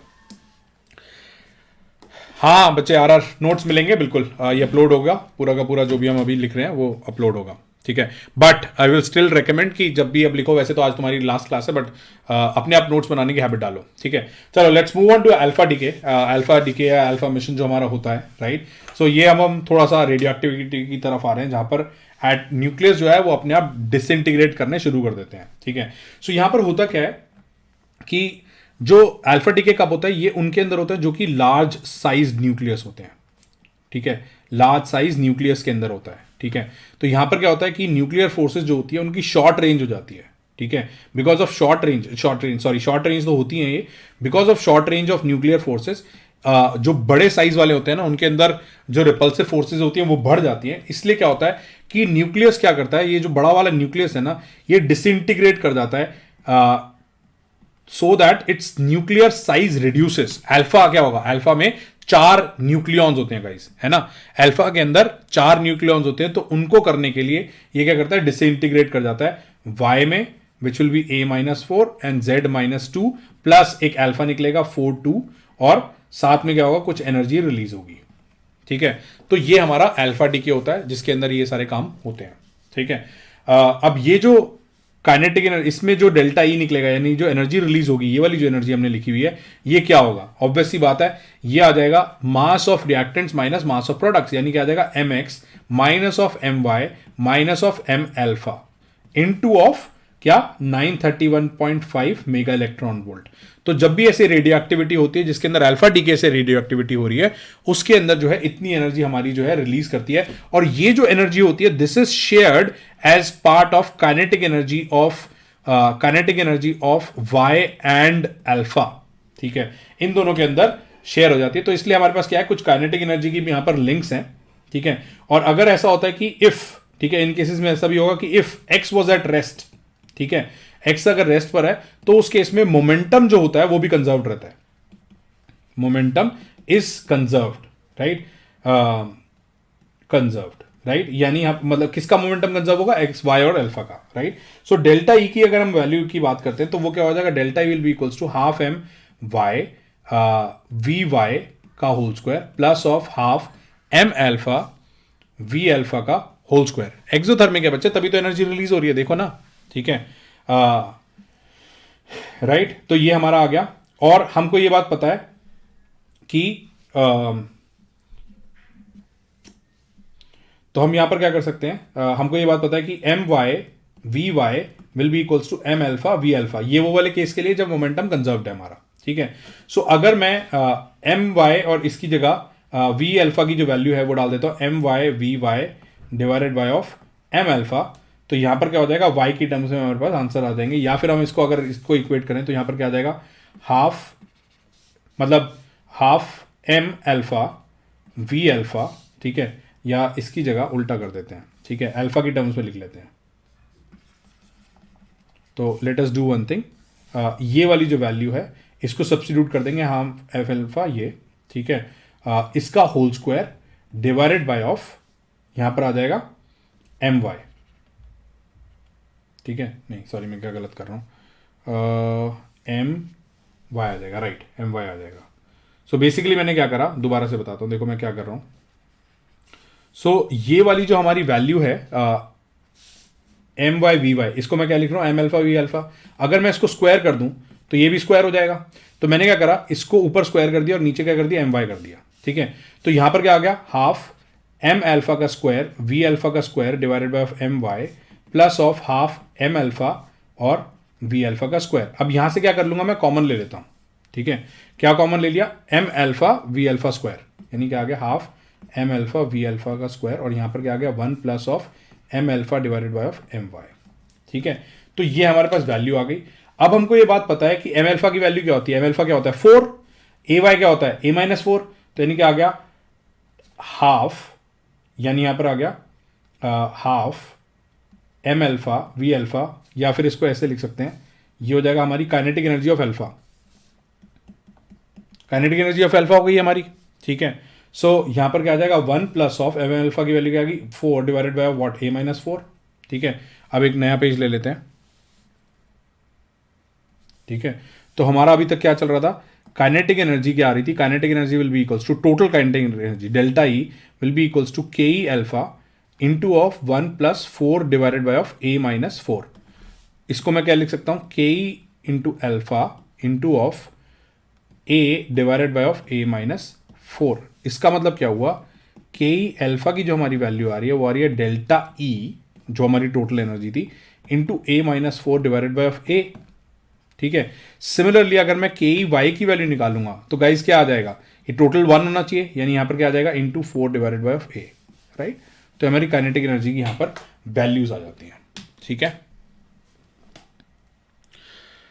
हाँ मोमेंटम आर के एब्सोल्युटली मोमेंटम कंजर्व होगा. I am saying M Y V Y will be equals to M alpha V alpha, right. अगर इनिशियली काइनेटिक एनर्जी एक्स की कुछ है, मोमेंटम बिल्कुल कंजर्व होगा, बट मैं वैल्यू या वो इक्वेशन यूज नहीं कर सकता. मैं ये जो फॉर्मूला डिराइव कर रहा हूं सिर्फ और सिर्फ तब डिराइव कर रहा हूं जब हमारा एक्स जो है is at rest. It is at rest, तभी होगा सिर्फ. ठीक है, अदरवाइज ये फॉर्मूला वैलिड नहीं है. ओके चलो आगे बढ़ते हैं फिर. अच्छा ये तो हमने कर लिया. Let's move on. So beta decay. ठीक है. सो बीटा डीके क्या होता है? 3 टाइप का होता है, राइट. बल्कि बीटा माइनस की जगह पहले हम बीटा डीके से शुरू करते हैं. बीटा डीके जो है वो 3 टाइप का होता है. ये भी क्या करता है? इंटरनल फोर्सेस को बैलेंस आउट करता है. ठीक है, बैलेंस आउट कैसे करता है? 3 टाइप के होते हैं. एक होता है बीटा माइनस डीके.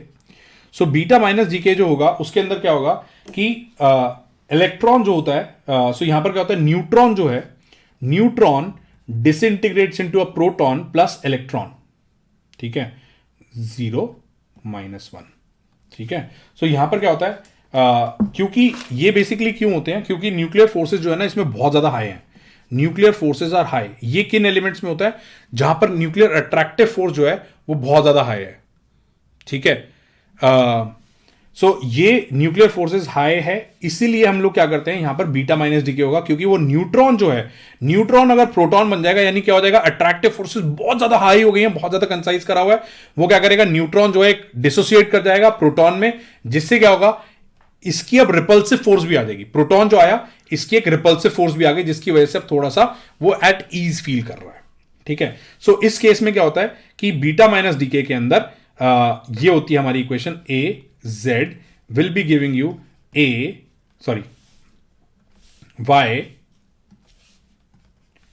a. अब यहां पर क्या हुआ दोस्तों, एक प्रोटॉन बढ़ गया और एक इलेक्ट्रॉन बढ़ गया, यानी यहां पर क्या हो जाएगा Z+1. लेकिन देखो मास नंबर उतना ही रहा, क्योंकि न्यूट्रॉन से प्रोटॉन बन गया था, तो न्यूक्लियॉन्स तो उतने ही रहे. ठीक है, सो यहां पर क्या हो गया, ये हो गया, प्लस साथ में क्या हो गया, एक इलेक्ट्रॉन निकल गया, जिसको हम बोलते हैं बीटा माइनस. ठीक है, तो ये हमारा बीटा माइनस डीके हो गया. दूसरा क्या होता है, दूसरा होता है हमारा बीटा प्लस डीके. ठीक है, ये क्या हो गया, बीटा प्लस डीके. तो इस केस में क्या होता है कि जब एक न्यूट्रॉन जो है, सॉरी प्रोटॉन जो है, प्रोटॉन ट्रांसफर करता है एक न्यूट्रॉन के अंदर. ठीक है, सॉरी,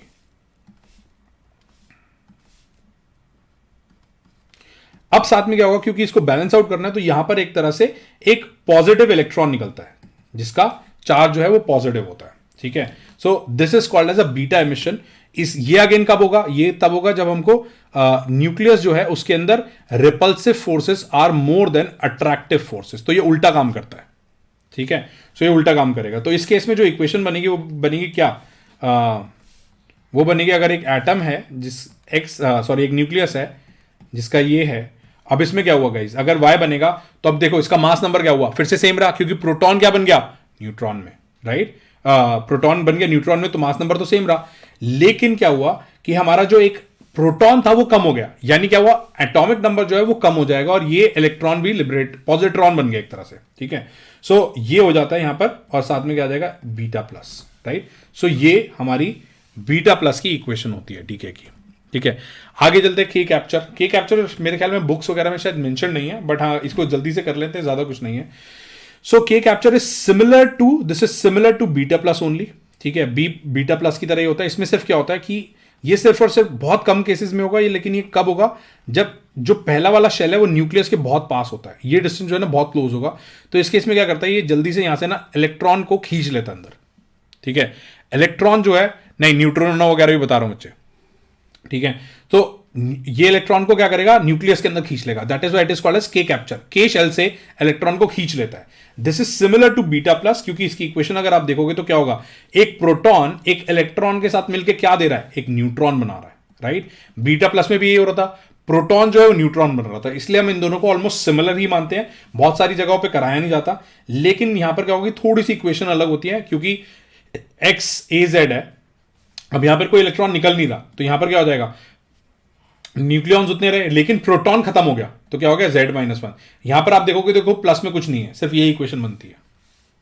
ठीक है, उसका इंटरनल था, और वो वो उसने अपने आप ही अंदर कर लिया. ठीक है, अब क्या हुआ, ये जो 3 फॉर्म्स थी,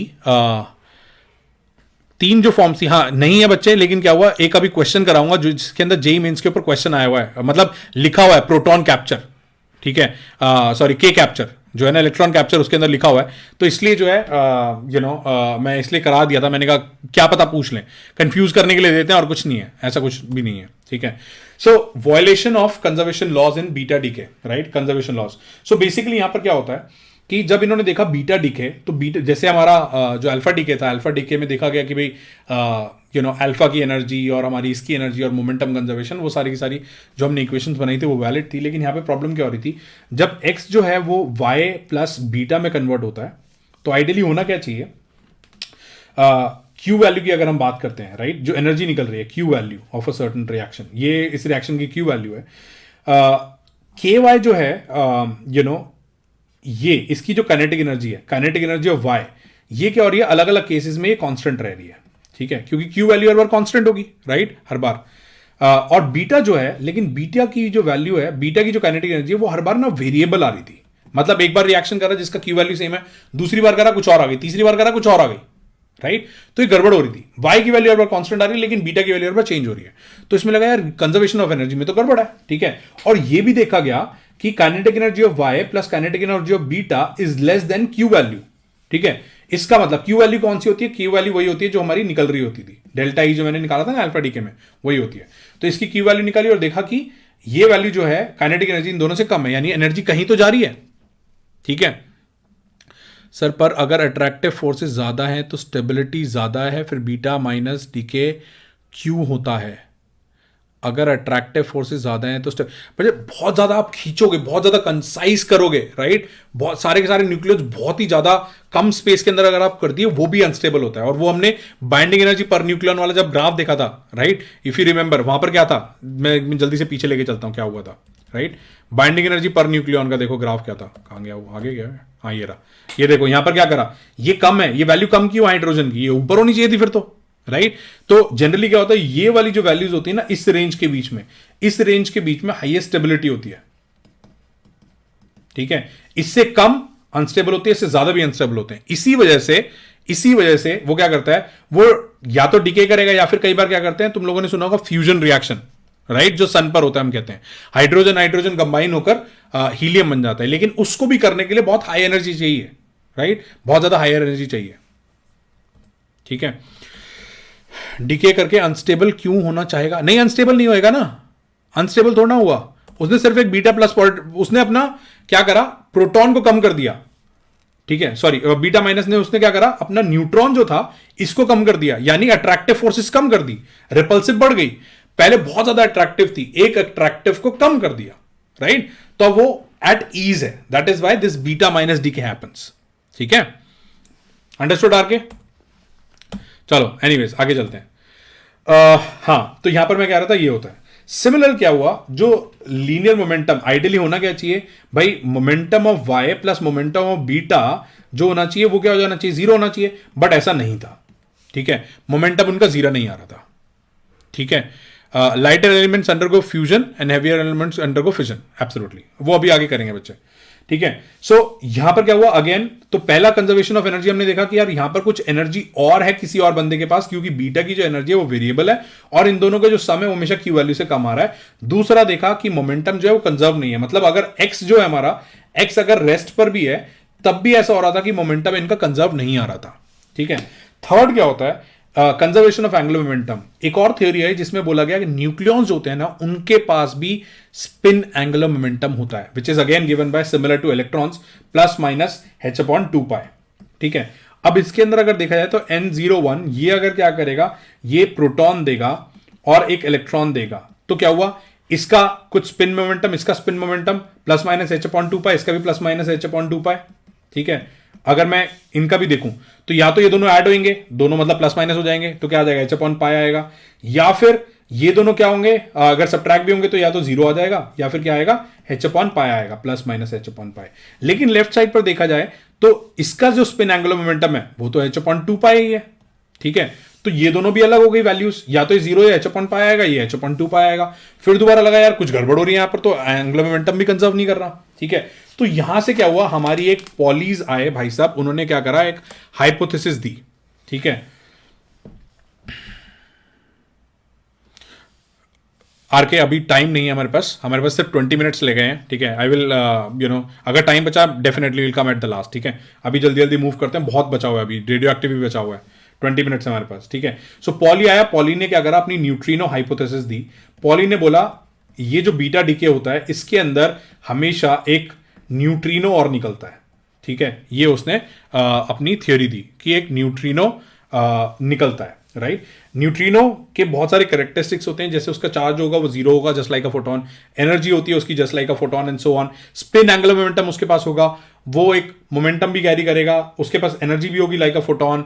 वो सारी की सारी उसने हाइपोथेसिस दी और उसने बोला देखो बीटा माइनस जो है ना उसमें एंटी न्यूट्रिनो निकलेगा, जिसको हम न्यू बार से करते हैं, इसको बोलते हैं एंटी न्यूट्रिनो, ठीक है। और बीटा प्लस के अंदर देखो बहुत सिंपल है, इसको याद रखना, बीटा माइनस न्यू के ऊपर बाहर आ गया माइनस, ठीक है। एंटी न्यूट्रिनो, माइनस जब भी आएगा एंटी आ जाएगा। बीटा प्लस के केस में न्यूट्रिनो निकलता है जिसको हम बोलते हैं न्यू, ठीक है। सो अब यहां पर क्या हुआ, जो हमारी एमिशंस हो गई हर इक्वेशन के अंदर, जैसे बीटा प्लस के अंदर क्या हो रहा था गाइस, बीटा प्लस के अंदर हमारा प्रोटॉन जो था वो न्यूट्रॉन बन रहा था और एक पॉजिट्रॉन निकल रहा था, राइट। पॉजिट्रॉन निकल रहा था, इसने कहा साथ में एक न्यूट्रिनो और निकल जाएगा। और हमारा जो बीटा माइनस था, बीटा प्लस यानी के कैप्चर, उसमें भी ऐसे ही होगा, के कैप्चर में भी न्यूट्रिनो निकलेगा, ठीक है। बीटा माइनस में क्या हो रहा था, न्यूट्रॉन जो था वो प्रोटॉन बन रहा था, ठीक है, और एक इलेक्ट्रॉन बन रहा था। इस केस में क्या होगा, एंटी न्यूट्रिनो निकल जाएगा, ठीक है। और ये जो न्यू और न्यू बार है, इसने वो जो तीन जो लॉस थे वो मैच नहीं कर रहे थे, वहां पर उसको बता दिया, क्योंकि न्यूट्रिनो और एंटी न्यूट्रिनो जब निकलेंगे तो इनके पास कोई एनर्जी होगी, इनके पास कोई मोमेंटम होगा, इनके पास कोई स्पिन एंगुलर मोमेंटम भी होगा, ठीक है। तो वो सारी की सारी चीजें इसने क्लियर कर दी, ठीक है। अब जल्दी से आते हैं बीटा डीके की क्यू वैल्यूज के ऊपर, ठीक है। एक काम करते हैं, अगले पेज ही ले लेते हैं, क्यू वैल्यू की बात कर लेते हैं। क्यू वैल्यू यानी वही डेल्टा ई जो हम अल्फा डीके के अंदर निकाल रहे थे, ठीक है। क्यू वैल्यू, तो यहां पर क्यू वैल्यू क्या होती है, बीटा माइनस की अगर मैं बात करता हूं तो यहां पर याद है आप लोगों को इक्वेशन हमने क्या पढ़ी थी, X A Z will be giving you Y A Z plus one, ठीक है, प्लस ऑफ इलेक्ट्रॉन, ठीक है, प्लस यहां पर आ जाएगा एंटी न्यूट्रिनो, ठीक है। सो डेल्टा एम जो होता है, क्यू वैल्यू क्या होती है, delta M into M C square. Delta M की जो वैल्यू आ जाएगी वो क्या आ जाएगी, एम एक्स, ठीक है। हम क्योंकि न्यूक्लियस का मास लेते हैं, सिर्फ ध्यान रखना है, या न्यूक्लियस या फिर वो जो पार्टिकल जो इसमें इन्वॉल्व है, न्यूक्लियस इन्वॉल्व है और अगर इलेक्ट्रॉन इन्वॉल्व है तो इसका मास भी आ जाएगा, ठीक है। एम एक्स, अब क्योंकि एटम है पूरा, हमको तो एटम पता होता है, माइनस ऑफ इसके अंदर मास ऑफ इलेक्ट्रॉन्स को माइनस कर देते हैं, ठीक है, माइनस ऑफ। अब क्या करना पड़ेगा, ये हो गया हमारे रिएक्टेंट्स, अब प्रोडक्ट्स का मास लेना पड़ेगा। प्रोडक्ट्स का मास क्या आएगा, एम वाई, ठीक है, वाई माइनस ऑफ, अब इसमें से इलेक्ट्रॉन निकालने पड़ेंगे, कितने इलेक्ट्रॉन है, Z plus one into M E, और इसमें साथ में क्या करना पड़ेगा, ये जो इलेक्ट्रॉन था, ये जो निकला, क्योंकि ये भी इन्वॉल्व था रिएक्शन में, साथ में इसको एम ई करना पड़ेगा, ठीक है। तो यहां पर क्या होगा, जब आप निकालोगे तो this will come out to be M X minus of M Y into of 931.5 mega electron volt, ठीक है। इसका मतलब क्या हुआ, जब भी आपको बीटा दे के दे रखा है, आपको कुछ दिमाग लगाने की जरूरत नहीं है, एटम का पूरा मास, एक्स वाले एटम का पूरा मास, वाई वाले एटम का पूरा मास, उन दोनों को माइनस कर दो, 931 से मल्टीप्लाई कर देना, ठीक है, सिंपल है। सिमिलरली अगर हम बीटा प्लस की बात करते हैं तो बीटा प्लस के अंदर क्या होता था guys, X A Z will give you Y A, यहां पर क्या आता था, जेड माइनस वन, आपको याद है, और यहां पर क्या आता था, एक पॉजिट्रॉन आ जाता था 0 प्लस, और इसके साथ क्या आ जाएगा, एक न्यूट्रिनो आ जाएगा, ठीक है। सो इस केस में अगर मैं डेल्टा एम की बात करता हूं तो delta M will be equals to क्या आ जाएगा, एम वाई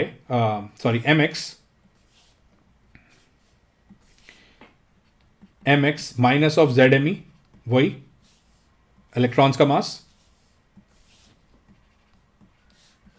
ठीक है, माइनस ऑफ, अब हम प्रोडक्ट्स की बात करते हैं तो यहां पर क्या आ जाएगा, M Y minus of Z minus one M E, plus एक यहां पर पॉजिट्रॉन निकल रहा है जिसका मास जो है इलेक्ट्रॉन के बराबर ही होता है। तो यहां पर अगर आप देखोगे तो इक्वेशन थोड़ी सी अलग है, M X minus of M Y, यहां पर क्या आ जाएगा, प्लस ऑफ 2me आ गया गाइस, ठीक है। ये थोड़ा सा ध्यान रखना है इसका, ठीक है। माइनस क्यों करा, कहां पे माइनस क्यों करा, इलेक्ट्रॉन्स माइनस करूंगा ना बच्चे, ठीक है। ये रिएक्टेंट है, और सॉरी ये हमारे रिएक्टेंट है, ये हमारे प्रोडक्ट्स हैं, डेल्टा एम तो यही होता है, और इलेक्ट्रॉन्स को तो माइनस करना पड़ेगा ना, क्योंकि न्यूक्लियस के बारे में देखा जाता है, फिर वो चीजें जो एक्चुअली भी न्यूक्लियर रिएक्शन के अंदर इन्वॉल्व है, जैसे यहाँ पे पॉजिट्रॉन इन्वॉल्व है, सिर्फ इनका मास देखा जाता है, ठीक है, उसमें डिफेक्ट आएगा, ठीक है। एक पेज और ले लेता हूं जल्दी से, मैं के वैल्यू की भी बात कर लेता हूं, ठीक है। जेड एम मतलब जेड मास, जेड है नंबर ऑफ इलेक्ट्रॉन्स, ठीक है, और एम है मास एक इलेक्ट्रॉन का, ठीक है। अब हम यहां पर क्यू के कैप्चर की बात कर लेते हैं। के कैप्चर की क्यू वैल्यू क्या है, तो यहां पर क्या होता है एक्स ए जेड, यहां पर क्या करता है ये के कैप्चर के अंदर एक इलेक्ट्रॉन को कैप्चर कर लेता है और ये बन जाता है वाई ए, और यहां पर क्या आता है जेड माइनस वन, ठीक है। ये हमारी इसकी इक्वेशन थी और साथ में हम क्या करेंगे न्यूट्रिनो भी लगा, एंटी न्यूट्रिनो लगा देते हैं। तो यहां पर देखो डेल्टा एम क्या आएगा गाइस, आज अगेन क्या आएगा रिएक्टेंट्स माइनस प्रोडक्ट्स। रिएक्टेंट्स यहां पर क्या होगा एक्स ए जेड माइनस इसके इलेक्ट्रॉन कितने जेड एम ई, ठीक है। एम के देखो जेड एम ई क्यों कर रहा हूं, इसके इलेक्ट्रॉन्स हटा रहा हूं मैं, ठीक है। लेकिन साथ में एक इलेक्ट्रॉन और था जो कि रिएक्शन के अंदर है, इसलिए मैंने इसको ऐड कर दिया है, ठीक है। माइनस ऑफ प्रोडक्ट्स, प्रोडक्ट्स में कौन है यहां पर वाई है सिर्फ, ठीक है। तो यहां पर क्या आ जाएगा Y A Z minus one, और अब इसके इलेक्ट्रॉन हटाने पड़ेंगे क्योंकि न्यूक्लियस के बारे में बात कर रहे हैं, ठीक है। Minus of Z minus one M E, ठीक है। तो यहां पर अगर आप देखोगे तो ये फिर दोबारा आ जाएगा, सॉरी ये मैंने इसको ए जेड गलत ले लिया, इसको मैं सीधा एम एक्स ले लेता हूं। सिमिलरली यहां पर भी मैंने गलत लिख दिया, इसको मैं लिख लेता हूं एम वाई, ठीक है। तो अब अगर आप देखोगे तो जेड माइनस एम ई ये सारे के सारे कैंसिल हो गए, यहां पर क्या आ गया M X minus of M Y आ जाएगा, यानी बीटा माइनस की तरह देखो यहां पर के कैप्चर के अंदर उल्टा हो रहा है। मतलब जो इक्वेशन बन रही है क्यू वैल्यू जो आ रही है, क्यू वैल्यू की जो इक्वेशन है के कैप्चर की वो सिमिलर नहीं है, ठीक है। जो क्यू कैप्चर की जो वैल्यू है वो सिमिलर नहीं है as compare to beta plus की, ये एक फर्क होता है बस, बाकी के कैप्चर इज ऑलमोस्ट सिमिलर, ठीक है। कूल, ओके, जल्दी से एक दो क्वेश्चंस कर लेते हैं, या फिर एक मैं जल्दी से गामा और बता देता हूं, ठीक है। गामा रेडिएशन, गामा एमिशन होता है, ठीक है। गामा एमिशन कम होता है जैसे कि हमारे इलेक्ट्रॉन्स कई बार एक्साइटेड स्टेट में होते हैं, इसलिए कई बार क्या होता है न्यूक्लियस होता है वो भी एक एक्साइटेड स्टेट में होता है, उसको हम स्टार से मार्क करेंगे।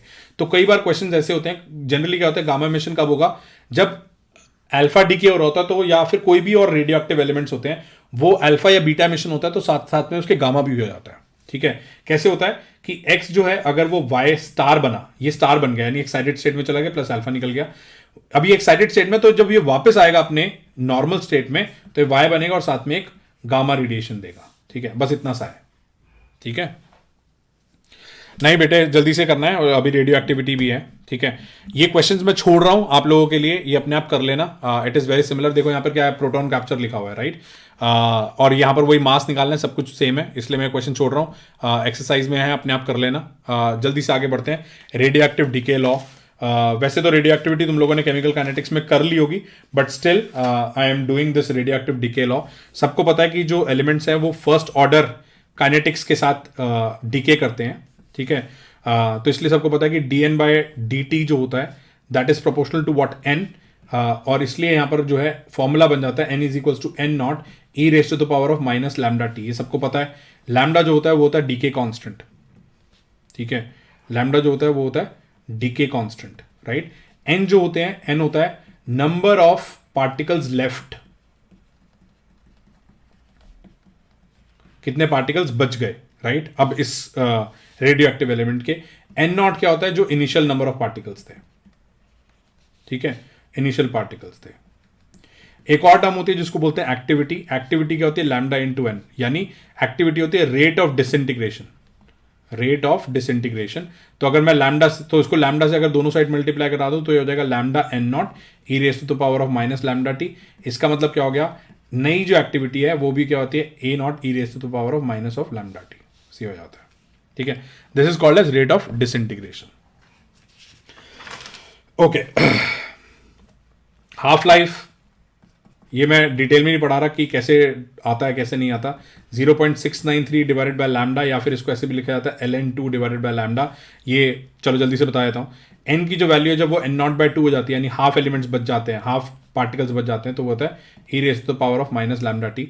तो यहाँ से जब आप कैलकुलेट करोगे तो ये वैल्यू आती है टी हाफ की वैल्यू। सिमिलरली एक मीन लाइफ होती है टी मीन, इसकी जो वैल्यू होती है 1 लैम्डा होती है। इसकी भी डेरिवेशन है बट इट छोड़ दो उसको, ठीक है। मीन लाइफ आगे बढ़ते हैं। एक्टिविटी हम लोगों ने कर ली। पैरेलल रेडियो एक्टिव डिसइंटीग्रेशंस, ठीक है। पैरेलल यानी क्या है, एक्स जो है ये वाई भी बन रहा है पैरेलली, और ये एक्स जो है ये जेड भी बन रहा है। इसका कांस्टेंट जो है लैम्डा 1 है, इसका कांस्टेंट जो है लैम्डा 2 है। इसमें जो एक इक्वेशन लगती है वो सिर्फ ये लगता है formula z effective is given by lambda 1 plus lambda 2, बस इतना सही है, ठीक है। ये लैम्डा 1 प्लस लैम्डा 2 है। और हाँ मतलब एक छोटी सी चीज़ और कर लेते हैं कि जो जैसे फॉर एग्जांपल जो टोटल जो इसमें से x की अगर मैं बात करूं, x की अगर n की इक्वेशन लिखेंगे तो लैम्डा इफेक्टिव आ जाएगा, यानी क्या आ जाएगा n not E raise to the power of minus of lambda 1 plus lambda 2 into T, ठीक है। चलो ये लास्ट टॉपिक है, इसके बाद हम लोग थोड़े से क्वेश्चंस करेंगे एंड किसी और के डाउट्स होंगे तो हम लोग वो डाउट्स कर लेंगे। Radioactive disintegration with successive production, right. So यहां पर क्या होता है कि अगर एक एलिमेंट है वो रेडियो एक्टिविटी के साथ A2 में बनता है, फिर वो A3 में बनता है, या फिर एंड सो ऑन, तो this is called as successive production, right. तो लैम्डा 1 से वो डिसइंटीग्रेट हुआ, A2 बन गया, लैम्डा 2 से ये बन गया, ठीक है। सो इसका जो रेट होगा, तो ये तो ऑब्वियसली बात है, इसका क्या आ जाएगा, n will be equals to n not E raise to the power of minus lambda T, ठीक है। ये लैम्डा 1 इंटू टी। A2 की अगर बात है तो यहां पर देखो गाइस क्या हो रहा है, A1 से ये बन भी रहा है और ये A3 में जा भी रहा है, ठीक है। तो इसका रेट ऑफ एक्यूमुलेशन, राइट, इसका जो रेट होता है यानी dN2 बाई dt, जो इसका रेट होगा ना, वो क्या हो जाएगा, वो हो जाएगा कितना बन रहा है, बन कितना रहा है, लैम्डा 1 n1, n1 यानी उस टाइम पर जो इसके नंबर ऑफ न्यूक्लियाई होंगे, ठीक है, माइनस ऑफ जो यहां से चला गया, कितना बन गया, लैम्डा 2 n2, ठीक है। तो ये इक्वेशन, अब इसकी लंबी चौड़ी इक्वेशन बनती है डिफरेंशियल इक्वेशन वगैरह यूज करके, ठीक है। वो सारी की सारी अभी हम लोग ज़्यादा डिटेल में जाने की जरूरत नहीं है, मैंने कोई क्वेश्चंस नहीं देखे जो कि इसकी डिटेल में जाते हैं, बट इतना फॉर्मूला बहुत है, ठीक है। चलो let's quickly come two questions, जल्दी से करो। अब ये वाला क्वेश्चन सॉल्व करके दिखाओ। I am taking out the timer और अब देखते हैं कौन करेगा इसको।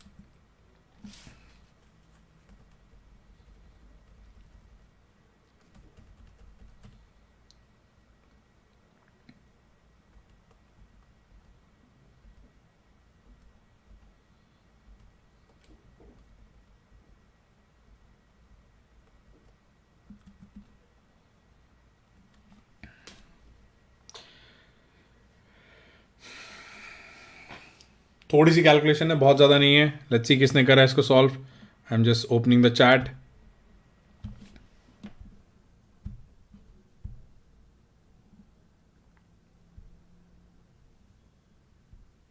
Quickly answers. बहुत बढ़िया रेवंत, वेरी गुड।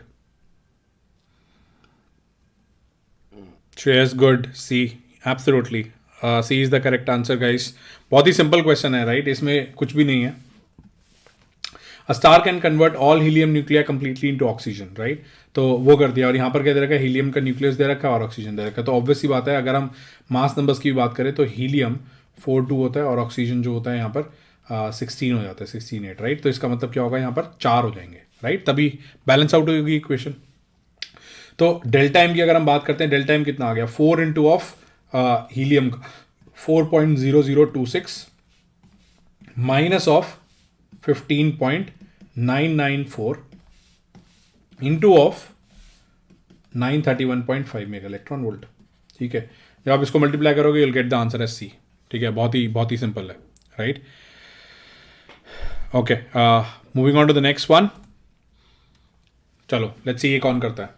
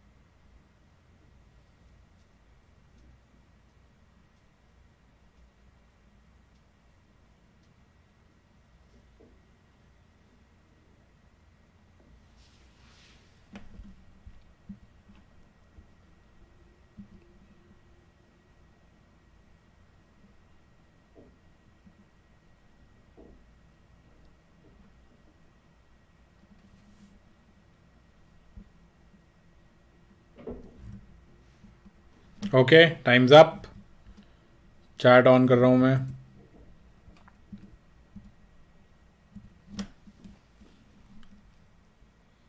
क्या आंसर आएगा इस?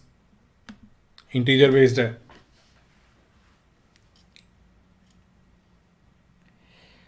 एक्सेलेंट रोहित, बहुत बढ़िया, बहुत बढ़िया। MS SM बहुत बढ़िया, एक्सेलेंट।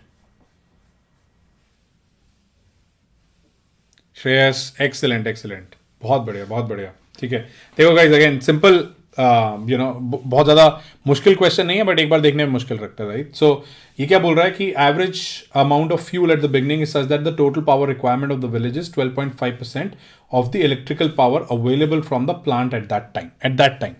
यानी एन नॉट जो है, अगर रिक्वायरमेंट जो है हम मान लेते हैं एन रिक्वायर्ड है, क्योंकि जो एनर्जी रिलीज होगी वो जितने हमारे फिजन्स हो रहे हैं उसके बेसिस पे निकलेगी।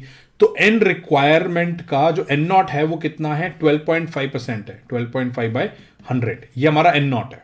ठीक है, अब ये कह रहा है कि after certain time T, N T जो है वो एन रिक्वायरमेंट के बराबर हो जाएगा। मतलब आफ्टर एन टी ईयर्स वो रिक्वायरमेंट के बराबर हो जाएगा। ठीक है, तो उस टाइम पर क्या हो जाएगा? N requirement which is equals to what?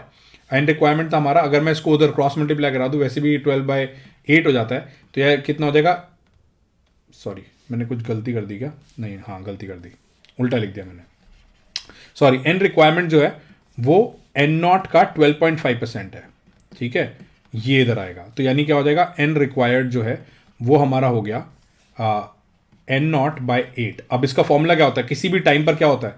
N naught into e raise to the power of minus of lambda N T. ये आ गया, एन नॉट से एन नॉट कट गया। ठीक है, अगर मैं दोनों साइड लॉग ले लूंगा तो क्या आ जाएगा? Lambda into of N T capital T will be equals to what? LN8। ठीक है, LN8 आ जाएगा, राइट? सो LN8 का मतलब क्या हो गया? 3LN2, right? अब यहां पर क्या दे रखा है हमको? हाफ लाइफ दे रखी है। टी हाफ का जो फॉर्मूला होता है, टी हाफ का फॉर्मूला क्या होता है? LN2/T capital T. ठीक है, ये हमारा फॉर्मूला होता है। सो और इसकी वैल्यू क्या दे रखी है? सॉरी, उल्टा गलत लिख दिया मैंने।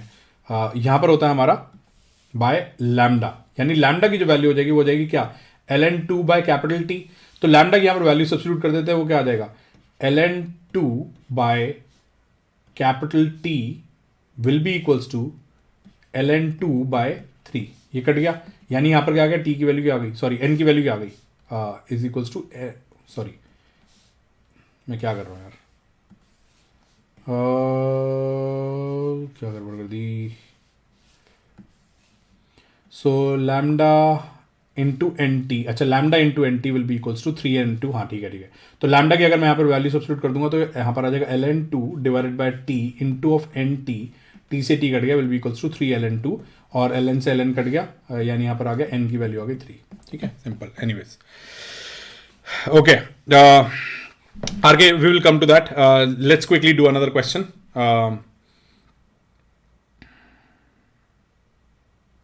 चलो इसको करते हैं। ये साइमल्टेनियस लिख के मोड्स का, इसका शायद मैं ईयर लिखना भूल गया, मेरे को नहीं पता ये कौन सी ईयर का है question.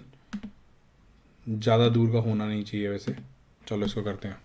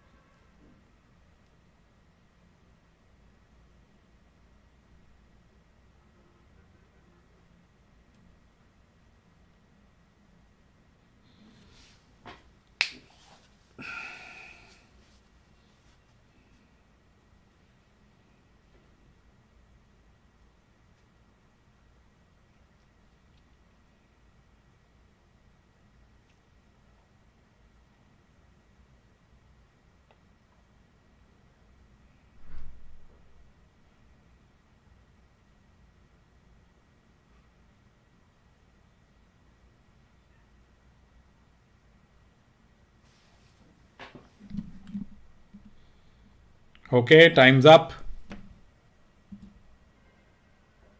Answers quickly.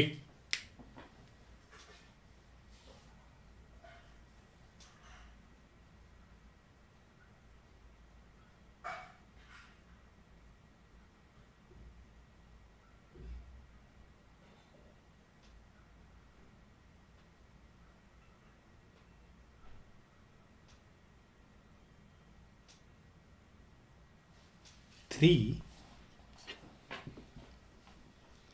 2 into 10 is about 20. Okay.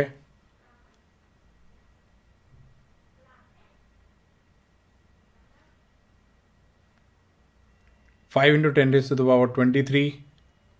Okay. 5 into 10 is about 20. Okay.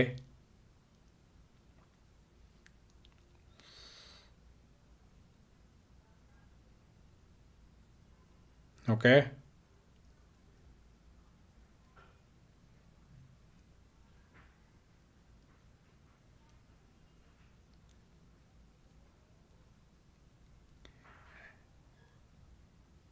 चलो एक बार देखते हैं कि कैसे करना है इसको सॉल्व. ठीक है. सो बेसिकली कह रहा है कि ए जो है वो बी में कन्वर्ट हो रहा है. ठीक है. लेकिन ए जो है वो भी कहीं से बन रहा है. लेट्स से जेड से बन रहा है. राइट. और ये बोल रहा है कि it is getting produced at a constant rate of 10 raise to the power of 22. ठीक है. या फिर एक काम करते हैं, इसको जेड हटा देते हैं. ये मान लेते हैं कि ये बनता जा रहा है. ठीक है. कितने रेट से बन रहा है? इसका दे रखा है 10 रेज टू पावर 22 पर सेकेंड. ठीक है. इतना इसका लैम्डा दे रखा है. ये कांस्टेंट रेट दे रखा है. Find the maximum number of nuclei the disintegration into be with decay constant of 0.2. ये ठीक है. अब हमने जो इससे पहले वाली इक्वेशन पढ़ी थी उसमें क्या पढ़ा था? D A by D T. इसका जो नेट फॉर्मेशन है वो कैसे होता है? जितने टाइम से बन रहा है. अब ये बोल रहा है कांस्टेंट रेट है. ठीक है. कांस्टेंट रेट है पर second. 10 raise to the power of 22 into T. ये कांस्टेंट रेट है. डीके कांस्टेंट नहीं दे रखा. 10 रेज टू 22 इंटू टी इतने टाइम से, या इसको ऐसे ही रहने देते हैं. हाँ सॉरी, टी नहीं आएगा. 10 रेज टू 22 के स्पीड से ये बनता जा रहा है. ठीक है. माइनस ऑफ जितने से वो निकल रहा है वो क्या आ जाएगा? D A by D T. Sorry not D A by D T, D B by D T minus of जितना डी बी बन रहा है. अब बी कितना बनता है? बी बनता है जितना ये डिसइंटीग्रेट करेगा. यानी वो क्या आ जाएगा? इसको इसकी जगह मैं ये भी लिख सकता हूं. This can also be written as 10 raise to 22 minus of, यहां पर क्या आ जाएगा? लैम्डा इंटू ए के जितने उस टाइम पे न्यूक्लियाई हैं. राइट. लैम्डा की वैल्यू हमको दे रखी है 0.02. राइट. ये क्या आ गया? D A by D T आ गया. अब हमसे क्या पूछा है? Find the maximum number of nuclei. Maximum number of nuclei, A के maximum number of nuclei. This should be equals to what? 0. आप बात समझ रहे हो? ठीक है. इसकी वैल्यू क्या होनी चाहिए? मैक्सिमा कब होता है? मैक्सिमा होता है जब ए की D A by D T क्या हो जाएगा? 0 हो जाएगा. यानी इसका मतलब क्या हो गया? ए की जो वैल्यू आएगी उस टाइम पर कितनी होगी? ए की वैल्यू हो जाएगी 10⁻22 डिवाइडेड बाय लैम्डा. लैम्डा कितना दे रखा है? 10⁻22 डिवाइडेड बाय 0.02. ठीक है ना. तो ये कितना आ गया? This will be equals to 5 into 10 to power of 23. बिल्कुल सही आंसर. किसने बताया था? M T, S M, R K. बहुत बढ़िया. 5 into 10 to 23. Very good. Please rest. अच्छा थक गया क्या मैं? चलो लास्ट क्वेश्चन. इसके बाद ये वाले क्वेश्चन जो है मैं तुम लोगों को घर के लिए दे दूंगा. लास्ट क्वेश्चन ये वाला कर लेते हैं. ठीक है. R K I am coming to your thing. एक बार ये कर लेते हैं. ये क्वेश्चन करो जल्दी से अभी.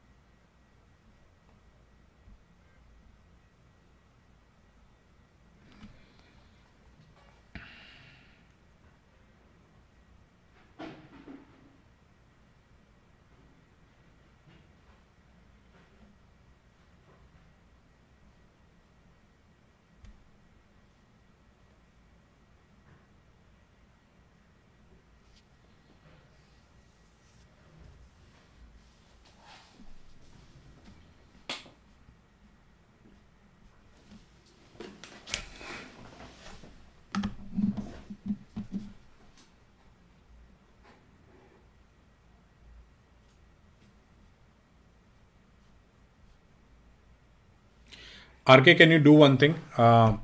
जो हमारा माई डाउट्स वाला सेक्शन है, वहाँ पे आप अपनी ईमेल आईडी जो है just mention it over there, I will give you a detailed response because वो समझाने में थोड़ा सा टाइम लगेगा, ठीक है। वैसे अभी तुम्हारे जेई के लिए इतना रेलिवेंट नहीं है, बट हाँ मतलब वहाँ पर अपना ईमेल आईडी मेंशन कर दो, ठीक है। I will have a look at it, ठीक है, and I will send you detail response via email.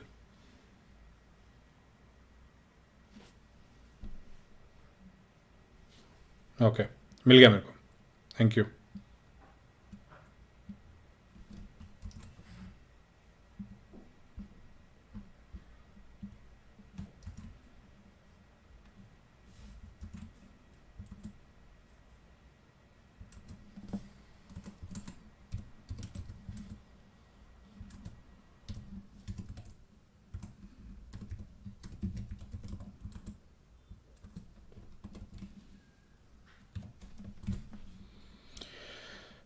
Okay,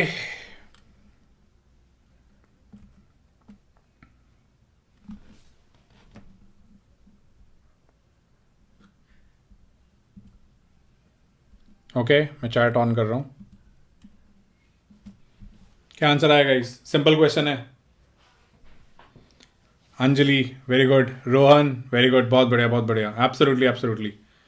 Revanth, Rohit, Venkat, nice, yes C, बहुत ही सिंपल क्वेश्चन है। अगेन देखो ये जेई 2020 का क्वेश्चन है। In a radioactive element fraction of active material remaining after time T is this, right? The fraction that was remaining after T by 2, तो वो कितना था? ठीक है, सो ये कह रहा है कि फ्रैक्शन जो है यानी n by N naught after time T जो है वो कितना है? 9/16। इसका फॉर्मूला क्या होता है? E raise to the power of minus of lambda T. अब ये बोल रहा है x की वैल्यू निकालो अगर टाइम जो है वो t बाय 2 हो जाए। तो एक काम करते हैं ना गाइज, मेरे को सिर्फ इसकी वैल्यू चाहिए ना, तो इसको अगर कन्वर्ट करना है तो अंडर रूट कर देते हैं दोनों साइड, ठीक है। तो अगर अंडर रूट करेंगे तो क्या हो जाएगा? ये वाली वैल्यू ये बन जाएगी, यहां पर क्या आ जाएगा? रूट ऑफ 9/16 कितना हो गया? 3/4, सिंपल, ठीक है। चलो, सो आज की क्लास गाइज यहीं पे खत्म करते हैं, ठीक है। Best of luck for your JEE Mains exam. कुछ क्वेश्चंस और हैं, वो कर लो उसको अच्छे से, राइट। आई होप कि जो क्लासेस थी जो क्रैश कोर्स के अंदर आशीष सर ने ली और 2 क्लासेस मैंने ली, I think you know I hope those were beneficial to you guys, और उससे कुछ बेनिफिट हुआ है। And best of luck from my side, बहुत अच्छे से कर आना, बी वेरी पेशेंट और बहुत अच्छे से यू नो कर लो उसको एग्जाम को। टेंशन नहीं लेनी, बिना टेंशन के कर आना, अच्छा पेपर जाएगा, ठीक है। And focus on your strengths, और अब ज़्यादा दिमाग मत लगाना पेपर से जस्ट पहले, 1-2 दिन पहले आराम से रिलैक्स करो, बस पेपर्स को रिवाइज करो, ठीक है। या and I am from Delhi guys. Thank you we, thanks a lot, best of luck guys, great, best of luck, ठीक है। अच्छा कर आना, मिलते हैं दोबारा नेक्स्ट अटेम्प्ट के लिए, ठीक है। चलो, सी यू, बाय।